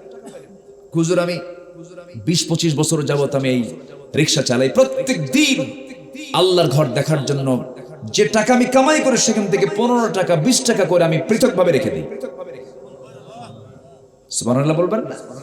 আমার চোখে পানি চলে আসছে। মানুষ টার্গেট করলে পারবে না এমন কিছু নয়, শুধু সাহায্য দরকার। কার সাহায্য দরকার? আল্লাহর সাহায্য দরকার। তার হজ আর কোটি কোটি টাকা এদিক সেদিক খরচ করছে, মন চাচ্ছে গেলাম হজ করে আসলাম। তার হজ আর তার হজের মধ্যে তফাৎ আছে না? নাই। আচ্ছা, তার আবেগটাই অন্য ধরনের, তার প্রস্তুতি অন্য ধরনের। হজ যার কবুল হবে তার জীবনে সব গুনাহ মাফ হবে। হাদিসে আসছে নিষ্পাপ মাসুম বাচ্চার মতো আল্লাহ পাক তাকে কবুল করে নেন। আর যে ব্যক্তি সমর্থ থাকার পরও হজ করলো না, সে যেন ইহুদি নাসারার মতো মরণ হলো। এরকম বেকুব আমার দেশে আছে না? সব কিছু হয়, হজে যাওয়ার সময় হয় না, ওমরা করার সময় হয় না। তো আমি মক্কায় ঢোকার পরেই তওয়াফ শেষ করলাম, সাই শেষ করে আমার এক বন্ধু ছিলেন সাথে। আমি সে বন্ধুর বাসায় ছিলাম, কাছাকাছি বাসা। তো আমাকে গাড়িতে করে নিয়ে গেলেন। হঠাৎ করে সামনের দিকে চতুর্দিকে বিল্ডিং, মাঝখানটা ফাঁকা জায়গা। তো বললাম বন্ধু এই জায়গাটা ফাঁকা, এত মূল্যবান জায়গা পড়ে আছে কেন? বলতেছে ভাইজান এই জায়গাতেই সাইয়েদনা বেলালকে চিৎ করে শোয়ায় রেখে তার মনিব উমাইয়া বুকের উপরে পাথর চাপা দিয়ে পিটাতো। আমি ওই জায়গাটা দেখার পর আমি বললাম ভাই একটু ব্রেক দেন। থামালো। জায়গাটার দিকে আমি বেশ কিছুক্ষণ তাকায় থাকলাম। আরে আজ থেকে 1500 বছর আগে, তাও তার দেশ এটা না। বেলালকে আরবের মানুষ, বিক্রি হয়ে গেছে, বাপও বিক্রি হয়েছে, ছেলেও বিক্রি হয়েছে, গোলাম জাদা গোলাম। বেলালের বাপ রাবাহ তিনিও গোলাম, বেলালও গোলাম। গোলাম জাদা গোলাম। সেই গোলামটাকে ধরে তার উমাইয়া মুনিব বলল, বেলাল শুনলাম তুমি নাকি ইসলাম কবুল করেছো। বেলাল বলেন, তুমি শুনবে কেন আমার মুনিব, তুমি দেখো। কি দেখবো আমি? চিৎকার মেরে বলছেন, আশহাদু আল্লা ইলাহা ইল্লাল্লাহু ওয়াহদাহু লা শারীকা লাহু ওয়া আশহাদু আন্না মুহাম্মাদান আবদুহু ওয়া রাসূলুহু। কোন কৌশল করেছেন নাকি? কোন টেকনিক করেছেন নাকি? সোজা সাপটা বলে দিলেন। উমাইয়া বলে ফেললো, তোর তো সাহস কম না, তুই আমার খাস আর মুহাম্মাদের গুণগান গাস। বেলাল কি মুহাম্মাদের গুণগান গায় না আল্লাহর গুণগান গায়? আল্লাহর গুণগান তিনি গাচ্ছেন। তিনি কি মুহাম্মাদের গোলাম না আল্লাহর গোলাম? আল্লাহর গোলাম। আমার নবীও গোলাম, আমরাও গোলাম। আবদুহু ওয়া রাসূলুহু। সাইয়েদনা বেলালের এমন তেজোদ্দীপ্ত ঘোষণা শুনে উমাইয়ার পায়ে রক্ত মাথায় উঠে গেল। উমাইয়া খেপে গিয়ে বলছে, বেলাল তুমি কি জানো এটার ফলাফল কি হতে পারে? বেলাল মুস্কি হাসি মেরে বলছে, আমার মুনিব উমাইয়া, ইসলাম যে কবুল করেছি, ইমানের যে চেতনা লালন করছি, হাসতে হাসতে মরে যাব, কিন্তু বাতিলদের কাছে কখনো মাথা নত করব না। এই মস্তক কারো সামনে আমার যাবে না। ওয়ালা তালবিসুল হাক্কা বিল বাতিল ওয়া তাকতুমুল হাক্কা। হককে আমি গোপন করতে পারবো না। হাসতে হাসতে দুনিয়া থেকে বিদায় নেব। অত্যাচারের স্টিমুলার শুরু হয়ে গেল। এমন অত্যাচার শুরু করে দিল, খেজুর পাতার পাকানো রশি গলার মধ্যে বেঁধে দিয়া টেনে টেনে প্রাণীর মতো, চতুষ্পদ জন্তুর মতো টেনে টেনে সেই পাহাড়ি অঞ্চল, এখন তো রাস্তা হয়ে গেছে, পিচঢালা পথ হয়ে গেছে গরমের ভিতরে, বুকের উপরে পাথরটা চাপায়া দিয়ে বলতো, বেলাল তুই কি করবি বল। বেলালের মুখ থেকে একটা আওয়াজ বের হতো, কুল হুয়াল্লাহু আহাদ আল্লাহুস সামাদ লাম ইয়ালিদ ওয়া লাম ইউলাদ ওয়া লাম ইয়াকুল লাহু কুফুয়ান আহাদ। এই সূরাটা সেই সময় নাজিল হয়ে গেছে। মক্কার সূরা। এটা কিসের সূরা বলেন? মক্কার সূরা। মদিনার সূরা কিছু আছে, মক্কার সূরা কিছু আছে। মক্কার সূরার মধ্যে আল্লাহ তাআলা মজা বেশি দিয়েছেন। জোরে কোন সুবহানাল্লাহ। কি মজা দেখেন।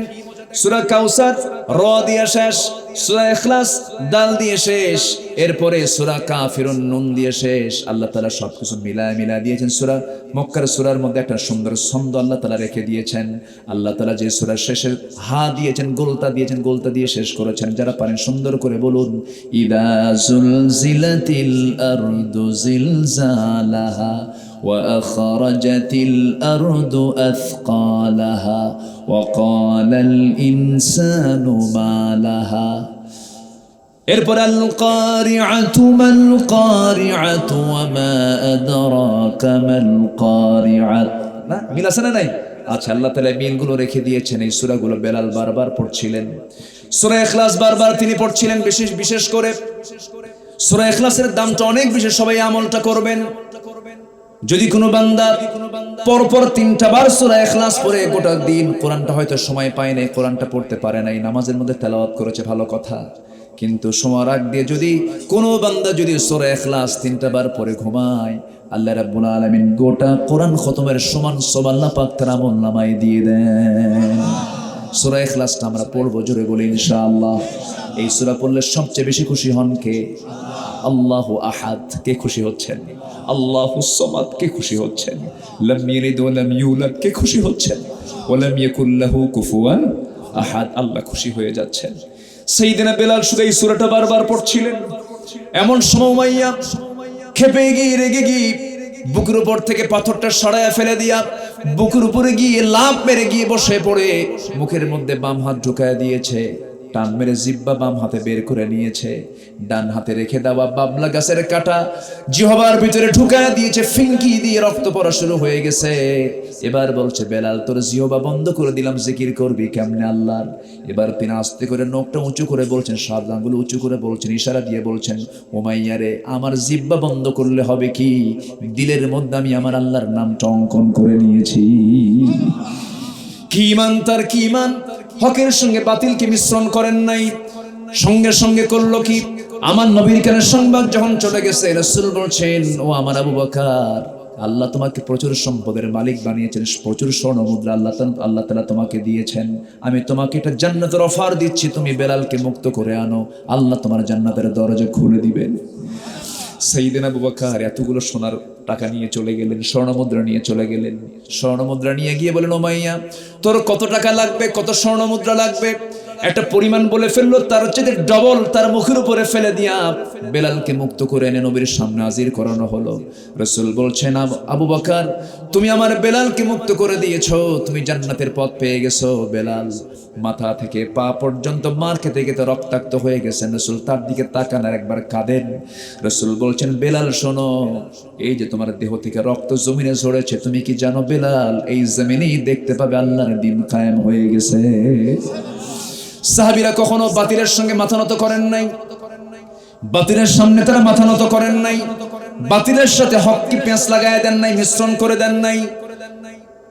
সাহাবে কেরামকে একের পর এক ধরে মারা হলো, কেউ আল্লাহর দ্বীনকে গোপন করলেন না।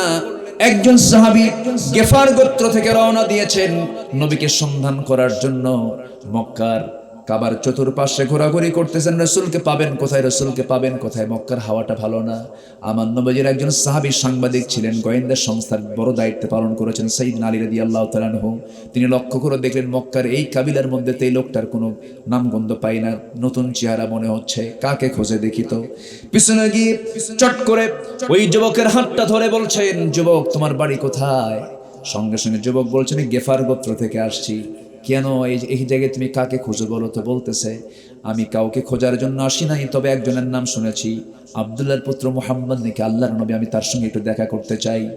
সঙ্গে সঙ্গে সাইয়েদনা আলী বলছেন, ওরে গেফার গোত্রের আবু যর শোনো, আমি তোমাকে এমন একটা কথা তোমাকে বলবো, তোমাকে ফলো না করলে তোমার মৃত্যুর মুখোমুখি হতে হবে। শোনো, মক্কার হাওয়া ভালো না, যদি কেউ টের পেয়ে যায়, আবু জেহেলের পেটুয়া বাহিনী যদি টের পেয়ে যায় তুমি মুহাম্মদকে খুঁজতে আসছে, তোমাকে লাথি মেরে মেরে সবাই মেরে ফেলবে। কাউকে বলতে যেও না। নবীর সঙ্গে দেখা যদি করতেই চাও, আমি সামনে সামনে যাব, তুমি আমার পিছে পিছে যাবে। সামনে যদি কোনো বিপদ লক্ষ্য করি, আমি জুতা ঠিক করার ভান করে আমি বসে যাব, তুমি সামনের দিকে চলতেই থাকবে, কোনো ক্রমেই যেন কাফেররা না টের পায়।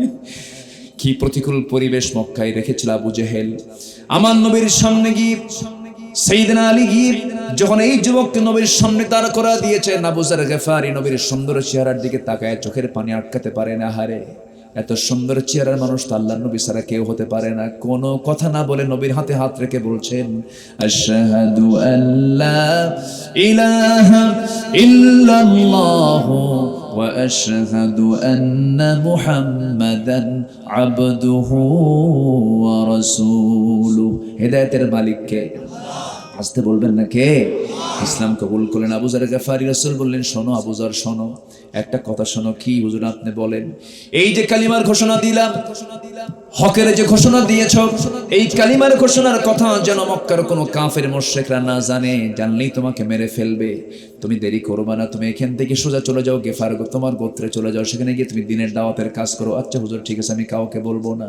কিন্তু আবু যর করলেন কি, তার বাড়ির দিকে যাওয়ার পথে তিনি মাথায় চিন্তা করলেন, এটা আল্লাহর ঘরটা দেখে যায়, কাবাটা দেখে যায়। কাবার দিকে যখন তিনি নজরও দিয়েছেন, কাছাকাছি যখন চলে আসছেন, মনে মনে ভাবলেন যে এত বড় মহা হক, এত বড় সত্যকে আমি কেমন করে আড়াল করি।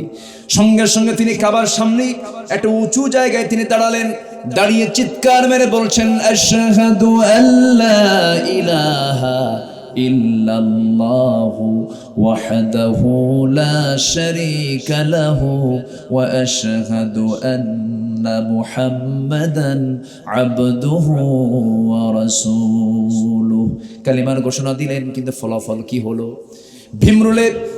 ভীমরুলের চাকি ঢিল মারলে যেমন ভীমরুলগুলো মৌচাক থেকে মৌমাছি যেমন সবগুলো একসঙ্গে বের হয়ে আসে, শুধু কালিমার ঘোষণা দিয়েছেন, সমস্ত কুরাইশ এক ঝাঁক মেরে এসেছে তাকে মারার জন্য।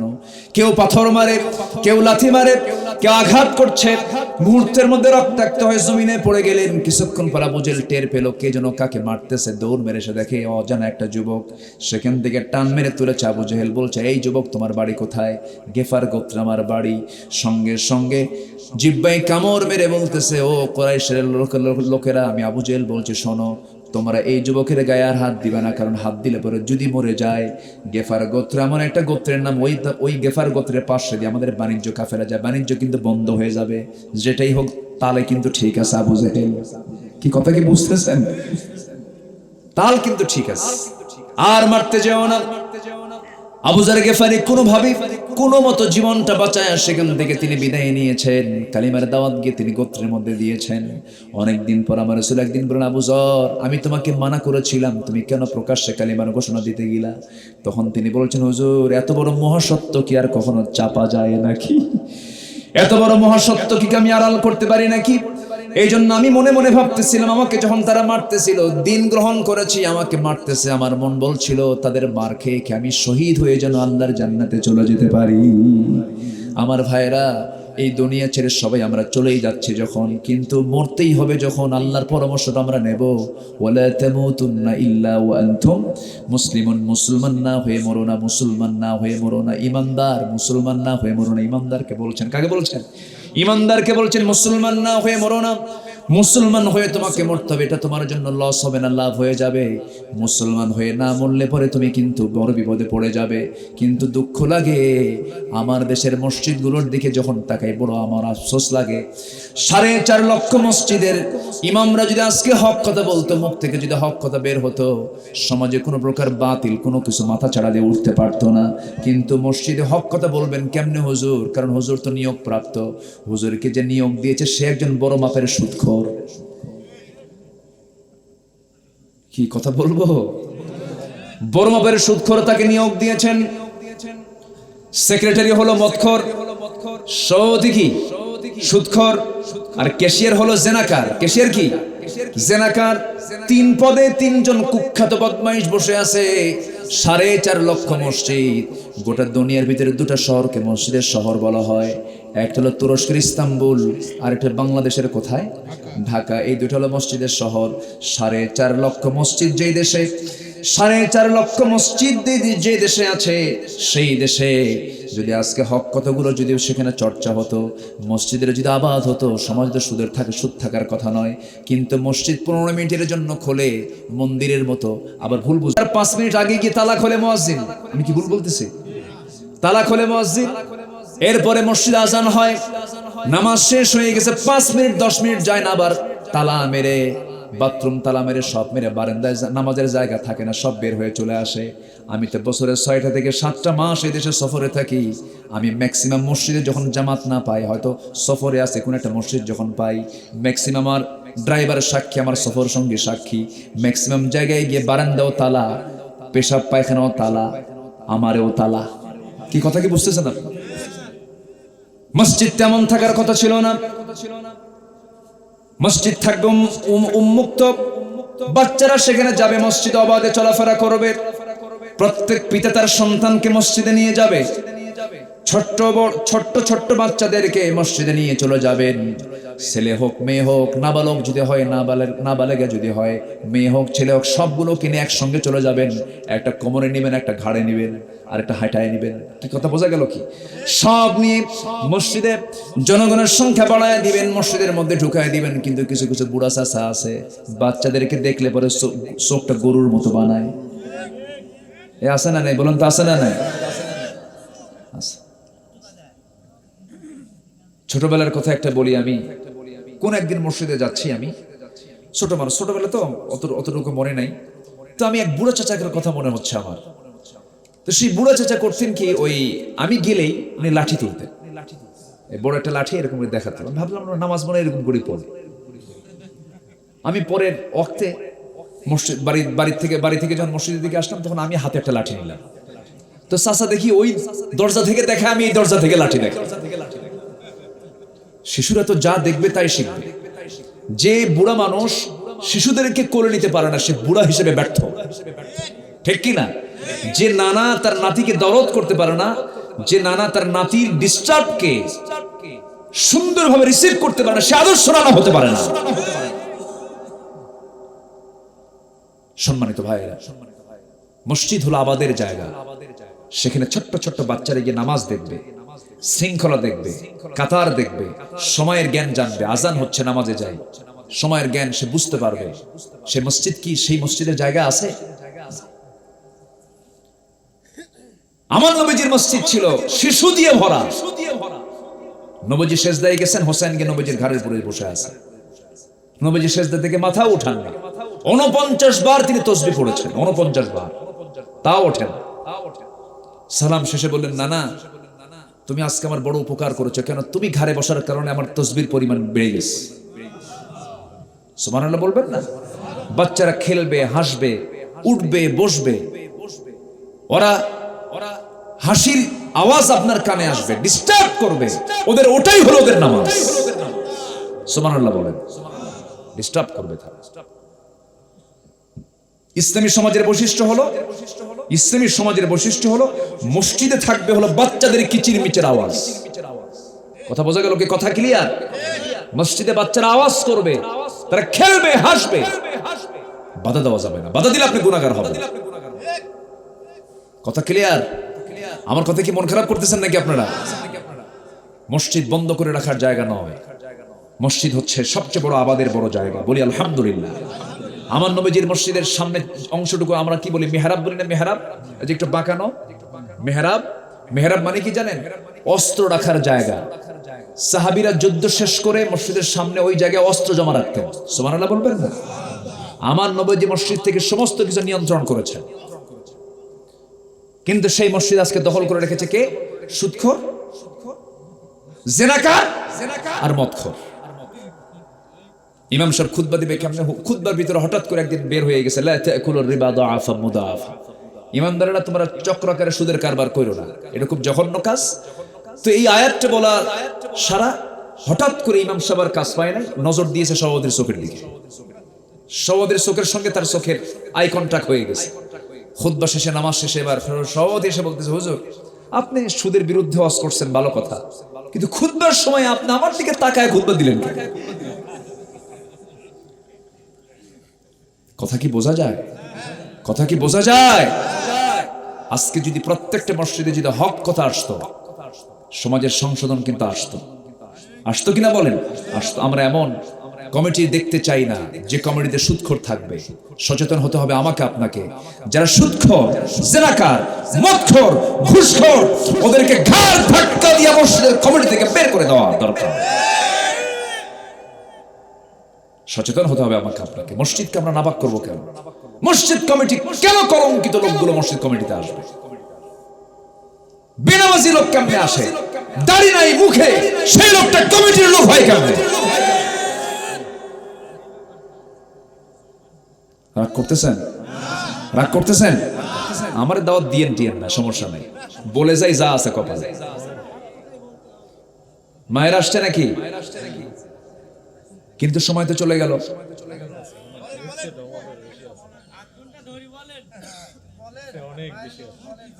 কোন সমস্যা নাই তো?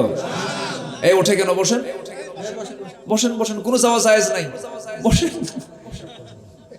জি, খুব ভালো মানুষ আপনারা, আমি খুব খুশি। যে ভাইগুলো আছেন আমি লক্ষ্য করেছি প্রত্যেকটা ভাই এক একজন মানে ফার্স্ট ক্লাস শ্রোতার ভূমিকা পালন করেছেন। বলি আলহামদুলিল্লাহ। প্রত্যেকের চোখ, কান, চেহারা এবং মোটিভ সব মনোযোগিতার 100% উপস্থিতি আমি আপনাদের মধ্যে লক্ষ্য করছি। আলহামদুলিল্লাহ। আল্লাহ তুমি মাহফিলকে কবুল করো। জোরে বলি আল্লাহুম্মা আমিন। গুরু দাস কম কথা না, গুরু আছে, দাসও আছে।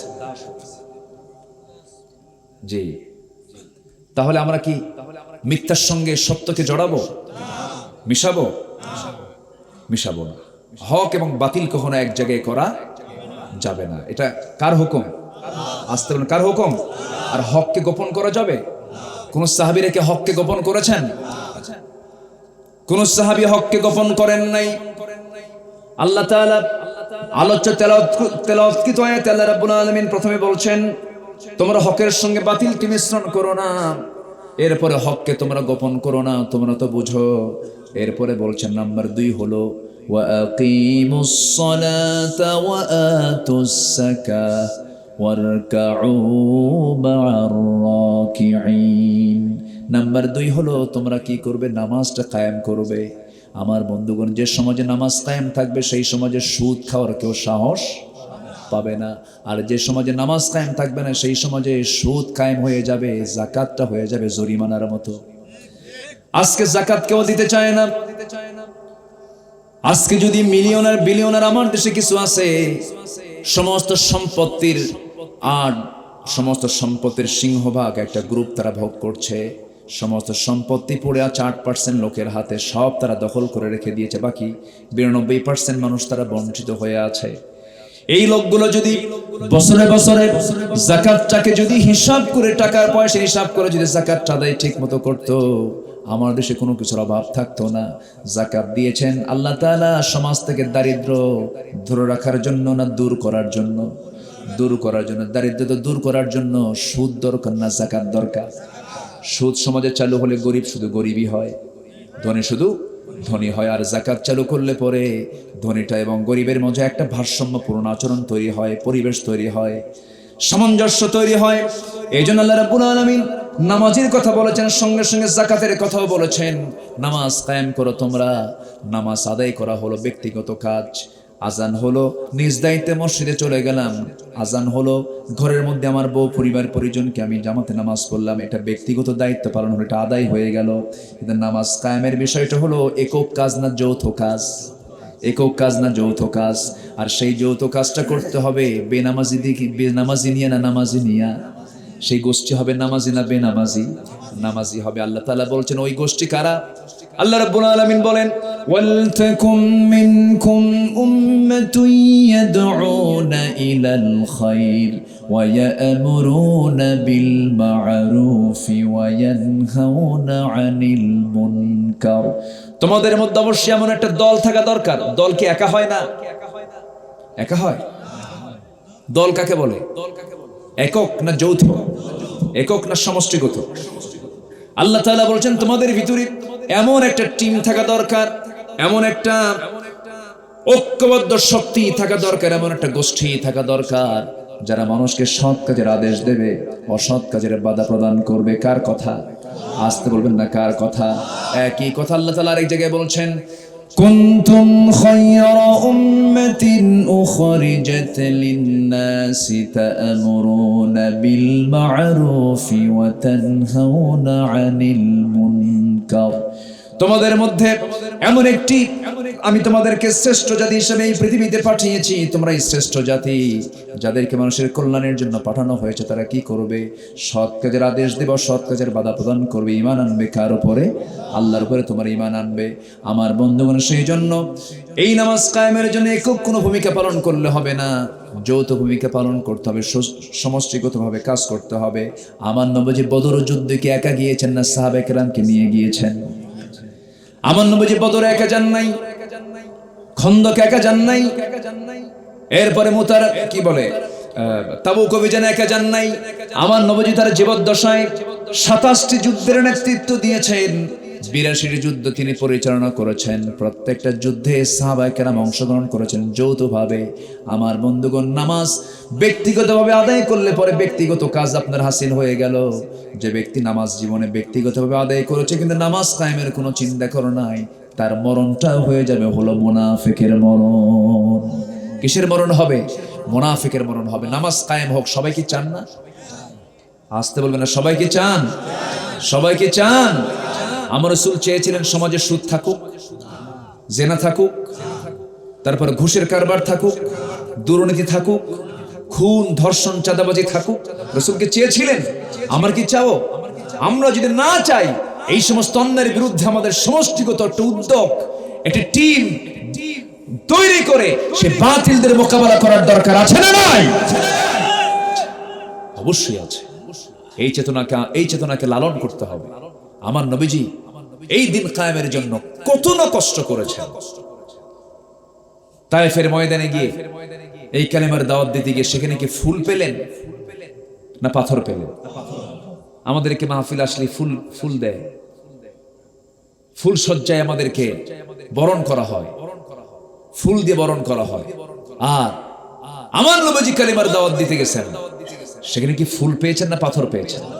পাথর পেয়েছেন। তার দাওয়াতের মধ্যে ছিল আলাদা চেতনা। তিনি বলেছেন, আমি চুরি করব না, কাউকে চুরি করতে দেব না। চোররা কি ঠিক থাকবে? আমি ডাকাতি করব না, কাউকে ডাকাতি করতে দেব না। আমি জিনা করব না, কাউকে জিনা করতে দেব না, আমার মা বোনদের ইজ্জত নিয়ে কাউকে সিনেমিনি খেলতে দেব না। বলেন, যারা সমাজের যারা বদমাইশ তারা কি আপনার বন্ধু হবে? তারা খেপে যাবে, রেগে যাবে। আবু জেহেল তো এমনি খেপে নাই। আবু জেহেল খাবার মূল কারণ ছিল একটাই, সেটা হলো আবু জেহেলের চিন্তা হলো মুহাম্মদ তো আমার পছন্দের কাজগুলো বন্ধ করে দিচ্ছে, সুদ বন্ধ করে দিচ্ছে, জেনা বন্ধ করে দিচ্ছে, এটা হতেই পারে না। আজকের সমাজে এরকম আবু জেহেল মনে হয় নাই। আসতে বলবেন না, আছে না নাই? আমার ভাইয়েরা, আমার বন্ধুগণ, তায়েফের ময়দানে আমার নবীজি গিয়ে মার খেলেন, এমন মার খেলেন পাথর দিয়ে নবীকে মারতে মারতে জমিনে তাকে ফেলে দেওয়া হলো। মাথা রক্তগুলো গিয়ে জুতার সঙ্গে পায়ের তলার জমাট বেঁধে গেল। টান মেরে মেরে রাসূল খুলতে পারেন না। জিবরিল আমিন এসে বলছেন, ইয়া রাসূলুল্লাহ, আপনাকে এত পরিমাণ মারলো যারা, আপনি তাদেরকে লানত করুন, আপনি তাদের জন্য বদদোয়া করুন।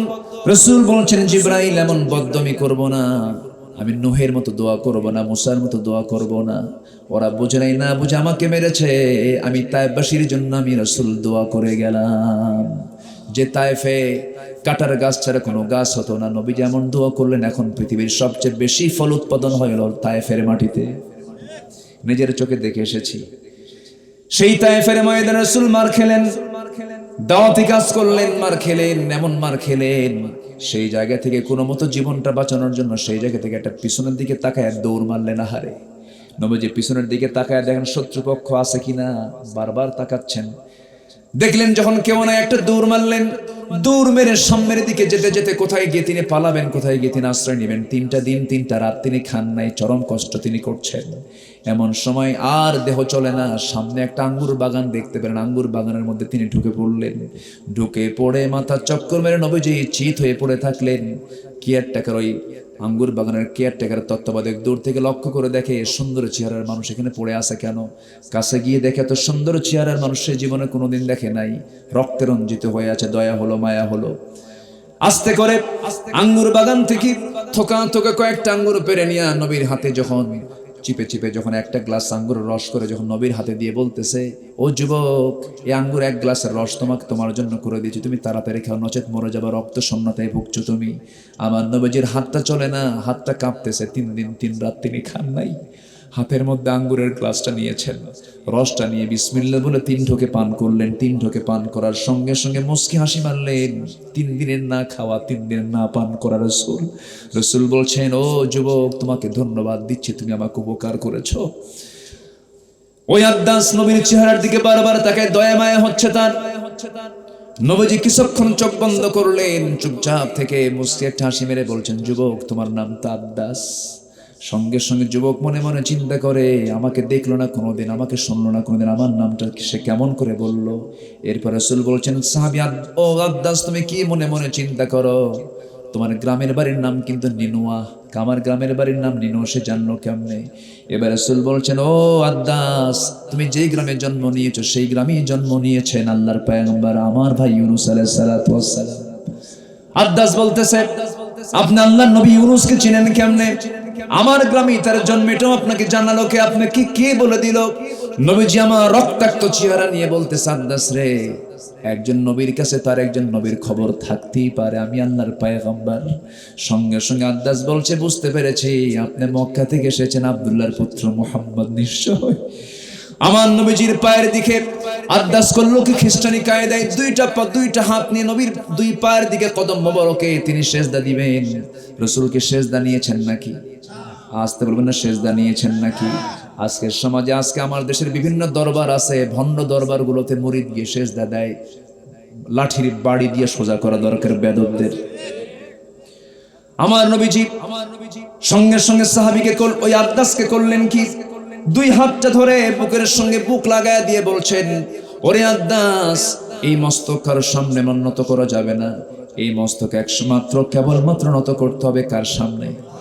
আসতে বলবেন না কার সামনে?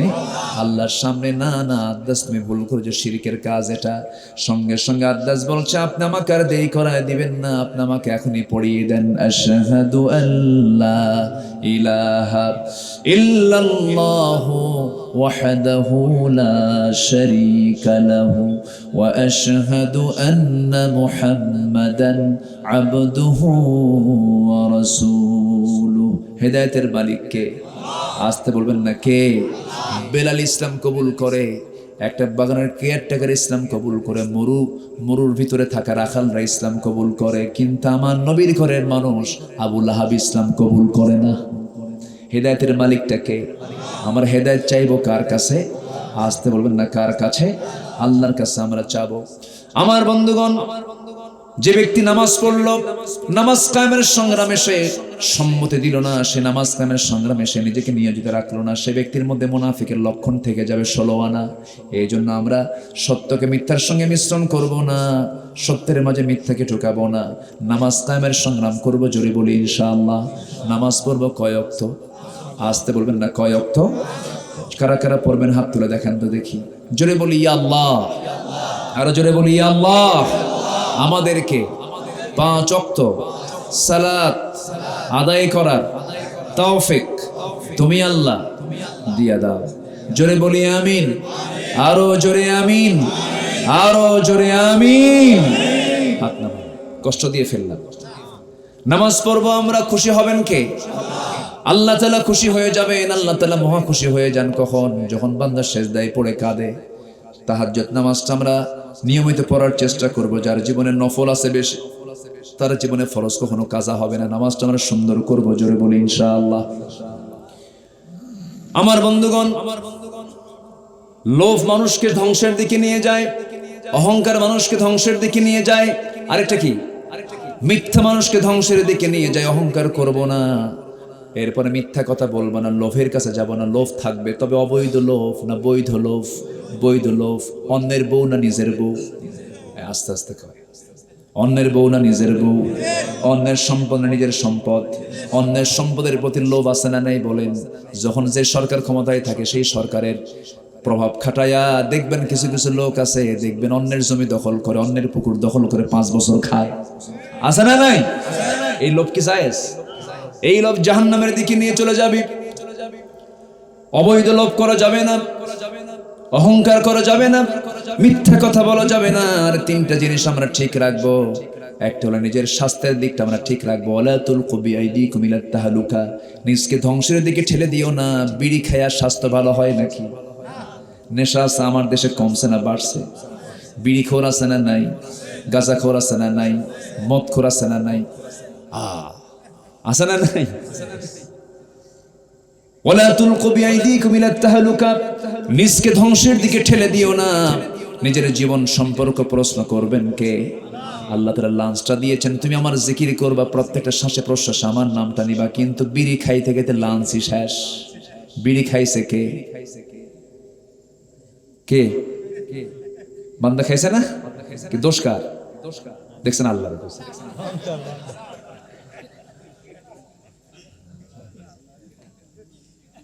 কাল আমি বিড়ি খাই কেন তুমি আমারে ঠিক করতে পারো না? এরকম প্রশ্ন কিন্তু করে অনেকে। হ্যাঁ, ওই যে কি যেন একটা কথা, কি যেন একটা কবিতা আছে, কি ভুলে গেলাম। আরে এগুলো বদমাইশরা বলে। কি বলে? এই যে ভুলে গেলাম, মানে ইর কি দোষ? যেমনে নাচাও তেমনে নাচি, পুতুলের কি দোষ? মানে পুতুল মানে নিজেকে পুতুল মনে করতেছে। আমি তো আল্লাহ, তুমি আমারে বানাইছো, যেমনে নাচাও তেমনে নাচি, আমার কি দোষ? দোষ তো তুমি আল্লাহ। দেখছো? যখন নাউজুবিল্লাহ। দোষ উল্টা কাকে দেয়? আল্লাহকে দেয়।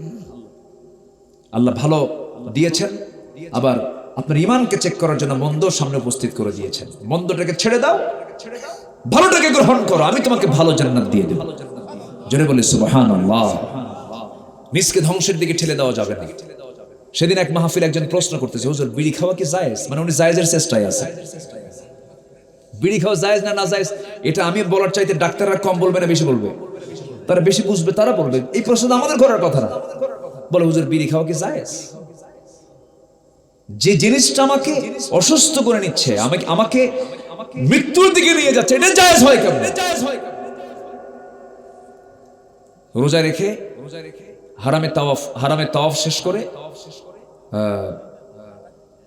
ইফতার করলাম। ইফতার শেষ করে আমি একটু মসজিদে হারাম থেকে আমি ভিতরের দিকে চলে গেছি, কোন একটা হোটেলের দিকে গেছি, একটু সেখানে গিয়ে একটু পানি খাবো, কিছু নাস্তা করবো। দেখি যে হোটেলের মধ্যে ঢুকে মানে থাকার মতো উপায় নেই। হারামের পাশেই কিন্তু খাবার পাশে বিড়ির ধোঁয়ায় মশা পর্যন্ত বন্ধ দিচ্ছে। মশা থাকার উপায় নেই। একজন হাজিকে, আমার দেশি তো, একজনকে বললাম ভাই রোজা ছিলেন না? হ্যাঁ রোজা ছিলেন, তো এখানে এসে আবার টান দিয়েছেন হুজুর রোজার সময় ভালোই ছিলাম, কিন্তু ইফতার করার পর মাথায় এমন একটা মোচড় মারলো, ব্রেন কোনো কাজই করে না হুজুর, টান মারছি আর ঠিক হয়ে গেছে। আসানা নাই বলেন তো, আসানা নাই? যে রোজা আপনাকে বিড়ি খাওয়া বাদ দিতে পারে না, আপনি রোজা রাখা হয়নি তো। যে রোজা আপনাকে অবৈধ কাজ ছাড়াতে পারেনি, আপনার রোজা হয়নি তো। যে রোজা আপনাকে মিথ্যা ছাড়াতে পারেনি, সে রোজা আপনার হয়নি, ঠিক কি না? নিজেকে ধ্বংসের দিকে ঠেলে দেওয়া যাবে না। স্বাস্থ্য, নিজের স্বাস্থ্য থাকলে নামাজ ঠিক মতো আদায় করতে পারবো। নিজে অসুস্থ হলে, ইচ্ছে করে যদি আমি অসুস্থ হয়ে যাই, জবাব দিতে হবে কার কাছে? এই চোখ নষ্ট করা যাবে না, এই লাঞ্চ নষ্ট করা যাবে না, নিজকে ধ্বংসের দিকে ঠেলে দেওয়া যাবে না। আমি খাবো না, আমার খাবার সামনে আছে, আমি ইচ্ছে করে খাচ্ছি না, আপনি শরীর নষ্ট করছেন, এটার জন্য আপনাকে আল্লাহর কাছে জবাব দিতে হবে। কথা বোঝা গেল? কথা ক্লিয়ার? স্বাস্থ্য, আমি আমার পরিবারকে সবসময় এই নসিহতটা দিই। আমার বাচ্চা ছেলে মেয়ে এদেরকে বললে আমি বলি 3টা কাজ করো। 1 নাম্বার হলো স্বাস্থ্য, নাম্বার 2 হলো শিক্ষা। নাম্বার 2 কি? শিক্ষা। শিক্ষার দরকার। সেটা কি শিক্ষা? রূহ ছাড়া না রূহওয়ালা? বলেন রূহওয়ালা, রূহ যুক্ত শিক্ষা। আমার দেশের যে শিক্ষার হালতে কি রূহ আছে না রূহ নাই? রূহ নাই। রূহ ছাড়া শিক্ষা না, রূহওয়ালা শিক্ষা। স্বাস্থ্য, শিক্ষা, আরেকটা হলো চরিত্র। আরেকটা কি? চরিত্রকে সুন্দর করব। জোরে বলি ইনশাআল্লাহ। যার চরিত্র সুন্দর, তার জান্নাতটা মানে কনফার্ম হয়ে যাবে। সেই দিন নফল নামাজ আমার আমল নামাকে ভারী করবে না, বেশি ভারী করবে না। ভারী করবে না কেন? আমার নফল রোজা বেশি ভারী করবে না। আমার সেদিন আমার আমল নামা, নেক আমলের পাল্লা ভারী করবে হচ্ছে আমার সুন্দর চরিত্র। হুসনে খুলক, হুসনে খুলকের ওজনটা হবে সবচেয়ে ভারী।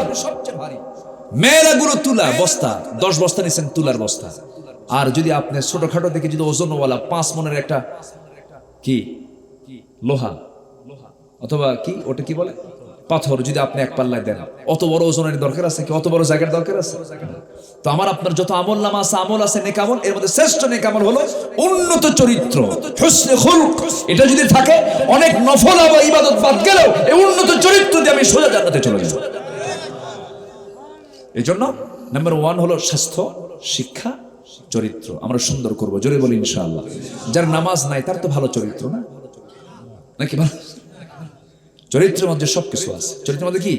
সবকিছু আছে। আল্লাহ তুমি সবাইকে বোঝার তৌফিক দাও।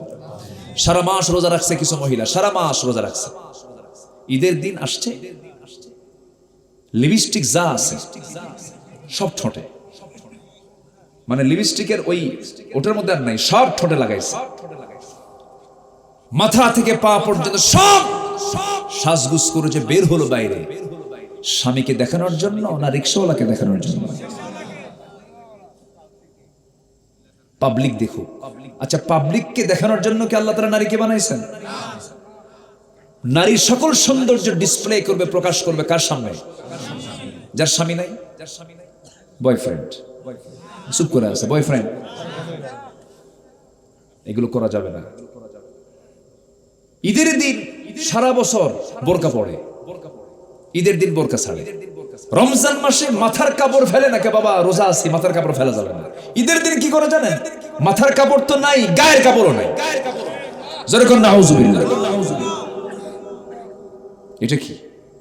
আমার মা মেহেরবানি করে এই বিষয়গুলো একটু খেয়াল করার চেষ্টা করবেন। আল্লাহ তাআলা প্রত্যেক মাকে পর্দা অবলম্বন করার তৌফিক দান করুন। পর্দা করা কি? আরো জোরে বলেন, আরো জোরে বলেন। একটা নারী 4 জন পুরুষকে জাহান্নামে নিয়ে যাবে। শুধু পর্দা লঙ্ঘনের কারণে 4 জন পুরুষ বাবাকে নিয়ে যাবে, ভাইকে নিয়ে যাবে, স্বামীকে নিয়ে যাবে, বড় ভাইকে নিয়ে যাবে, ছেলেকে নিয়ে যাবে, বড় ছেলেকে নিয়ে যাবে। এই 4টা পুরুষের জন্য বড় হুমকি একটা নারী। এই জন্য প্রত্যেক পুরুষের সচেতন হতে হবে তার মা সম্পর্কে, তার মেয়ে সম্পর্কে, তার বোন সম্পর্কে, তার স্ত্রী সম্পর্কে। আমরা সবার বাড়ির মা বোন, সবার বাড়ির মা বোনদের আমরা খেয়াল করবো। জোরে বলি ইনশাআল্লাহ, জোরে বলি ইনশাআল্লাহ। বউকে এরকমও পুরুষ আছে বিবাহ বার্ষিকী পালন করে। কি বার্ষিকী? বিবাহ বার্ষিকী, ম্যারেজ ডে। কি ডে? কত যে ডে আছে আল্লাহ জানে। কুত্তা ডে, কুত্তা মরছে সেই দিন, তাহলে ওটার নাম কি দেবে? আশ্চর্য কথা। তো ম্যারেজ ডে তে পালন করবে, ম্যারেজ ডে নতুন করে, সেদিন আবার নতুন করে বিয়ে হয় নাকি? বিবাহ বার্ষিকী যেহেতু 1 বছর পূর্ণ হয়েছে বিবাহ বার্ষিকী, বিবাহ বার্ষিকীতে বউটাকে সুন্দর করে সাজাইছে, মাথা থেকে পা পর্যন্ত সাজায়া হোন্ডাই তুলে গোটা শহর ঘুরে আর কয় দেখো তো আমার বউটা কেমন। এরকম কিছু বদমাইশ মার্কা স্বামী আছে না নাই? আবার শেষ বেলা গিয়ে ফেসবুকে দেয়, ফেসবুকে দিয়ে বলে আসুন আমার বউটাকে, আসুন আমরা জামাতের সাথে দেখি। যেরকম নাউজুবিল্লাহ, এরকম জঘন্য চরিত্র মার্কা কিছু পুরুষ আছে না নাই? আমরা সাবধান হব, আমরা এই সমস্ত বিষয়ে আমরা অত্যন্ত সতর্ক থাকবো। জোরে বলি ইনশাআল্লাহ। আল্লাহ কবুল করুন, আল্লাহ কবুল করুন। আবার বিয়ের আগ দিয়ে, বিয়ের পর্ব যখন শুরু হয়, বিয়ের ব্যাপারে যখন কোনো প্রস্তাব যায়, এখন তার প্রস্তাব লাগে না, এটা অটো প্রস্তাব এখন হয়েই যায়। আগেই হয়, এখন তো ছেলে মেয়ের বাপ মা কি আর বিয়ে দেওয়া লাগে? এখন তো আধুনিক যুগ। বাপ যদি মেয়েকে বলে মা বিয়ে দেবো, কাব্বা এই চিন্তা, এই দায়িত্ব তুমি পালন করবা কেন? আমাকে আমার চোখ বড়, আমাদের চোখটক হয় না, বয়স হয়েছে তো আমাদের, কে মা বিয়ে দিতে দেওয়া দরকার। আব্বা আমি 4টা লাইনে রাখছি, যে কোনো একটা আমি চয়েস করে নেব। আমি কি ভুল বলতেছি? আমি ভুল বলতেছি? আমি কি এগুলো অবাস্তব কিছু বলতেছি? এই সমস্ত অকর্মগুলো চলছে। আবার প্রস্তাবের মধ্যেও যদি বিয়ে হয়, নিয়ম হচ্ছে ছেলে মেয়েকে দেখবে, পাত্র পাত্রীকে দেখবে, এটা হচ্ছে জায়েজ পন্থা। পাত্র পাত্রীকে দেখে নেবে, প্রশ্ন করবে, উভয় উভয়কে প্রশ্ন করবে। কিন্তু এখন কি পাত্র পাত্রীকে দেখতে যায় না পাত্রের দুলাভাই দেখতে যায়? দুলাভাই কয় তুই কি মহিলা বুঝিস? দেখছেন ও অভিজ্ঞতা নিয়ে যাচ্ছে। এরকম বদমাইশ কিছু আছে না? বলবেন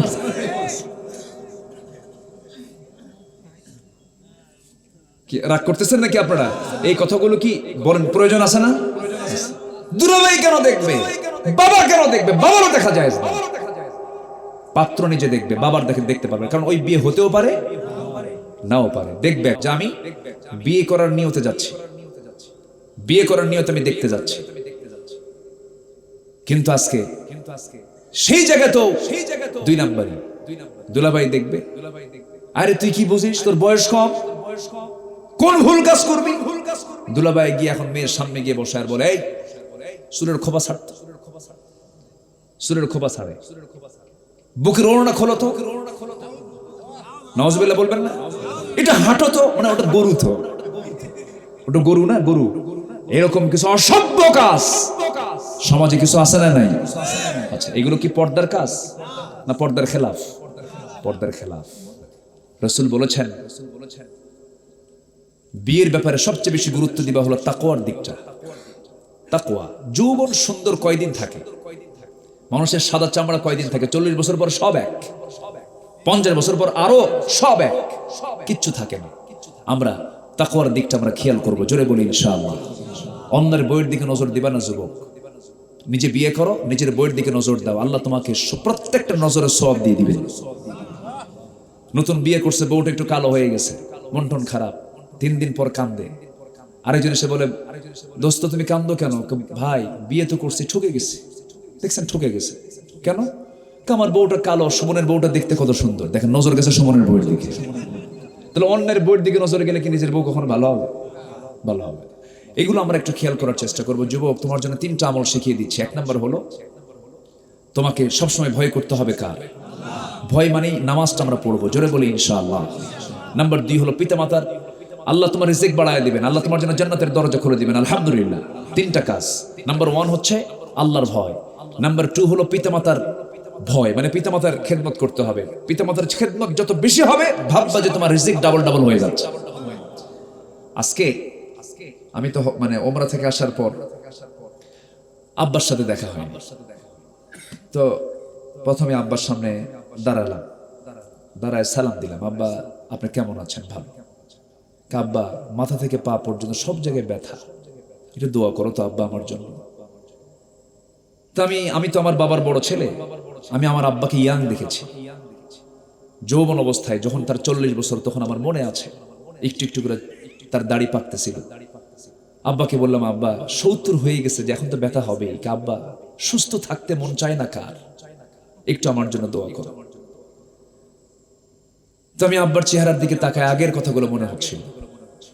আব্বাকে বললাম, আব্বা এখন তার সুস্থ হওয়ার সময় নয়, ধীরে ধীরে আপনার অসুস্থতা আরো বেড়ে যাবে। এই করতে করতেই আমরা কবরের দিকে চলে যাব। সবর ধরবেন, ধৈর্য ধরবেন, আল্লাহ আপনাকে পুরস্কার দিবেন।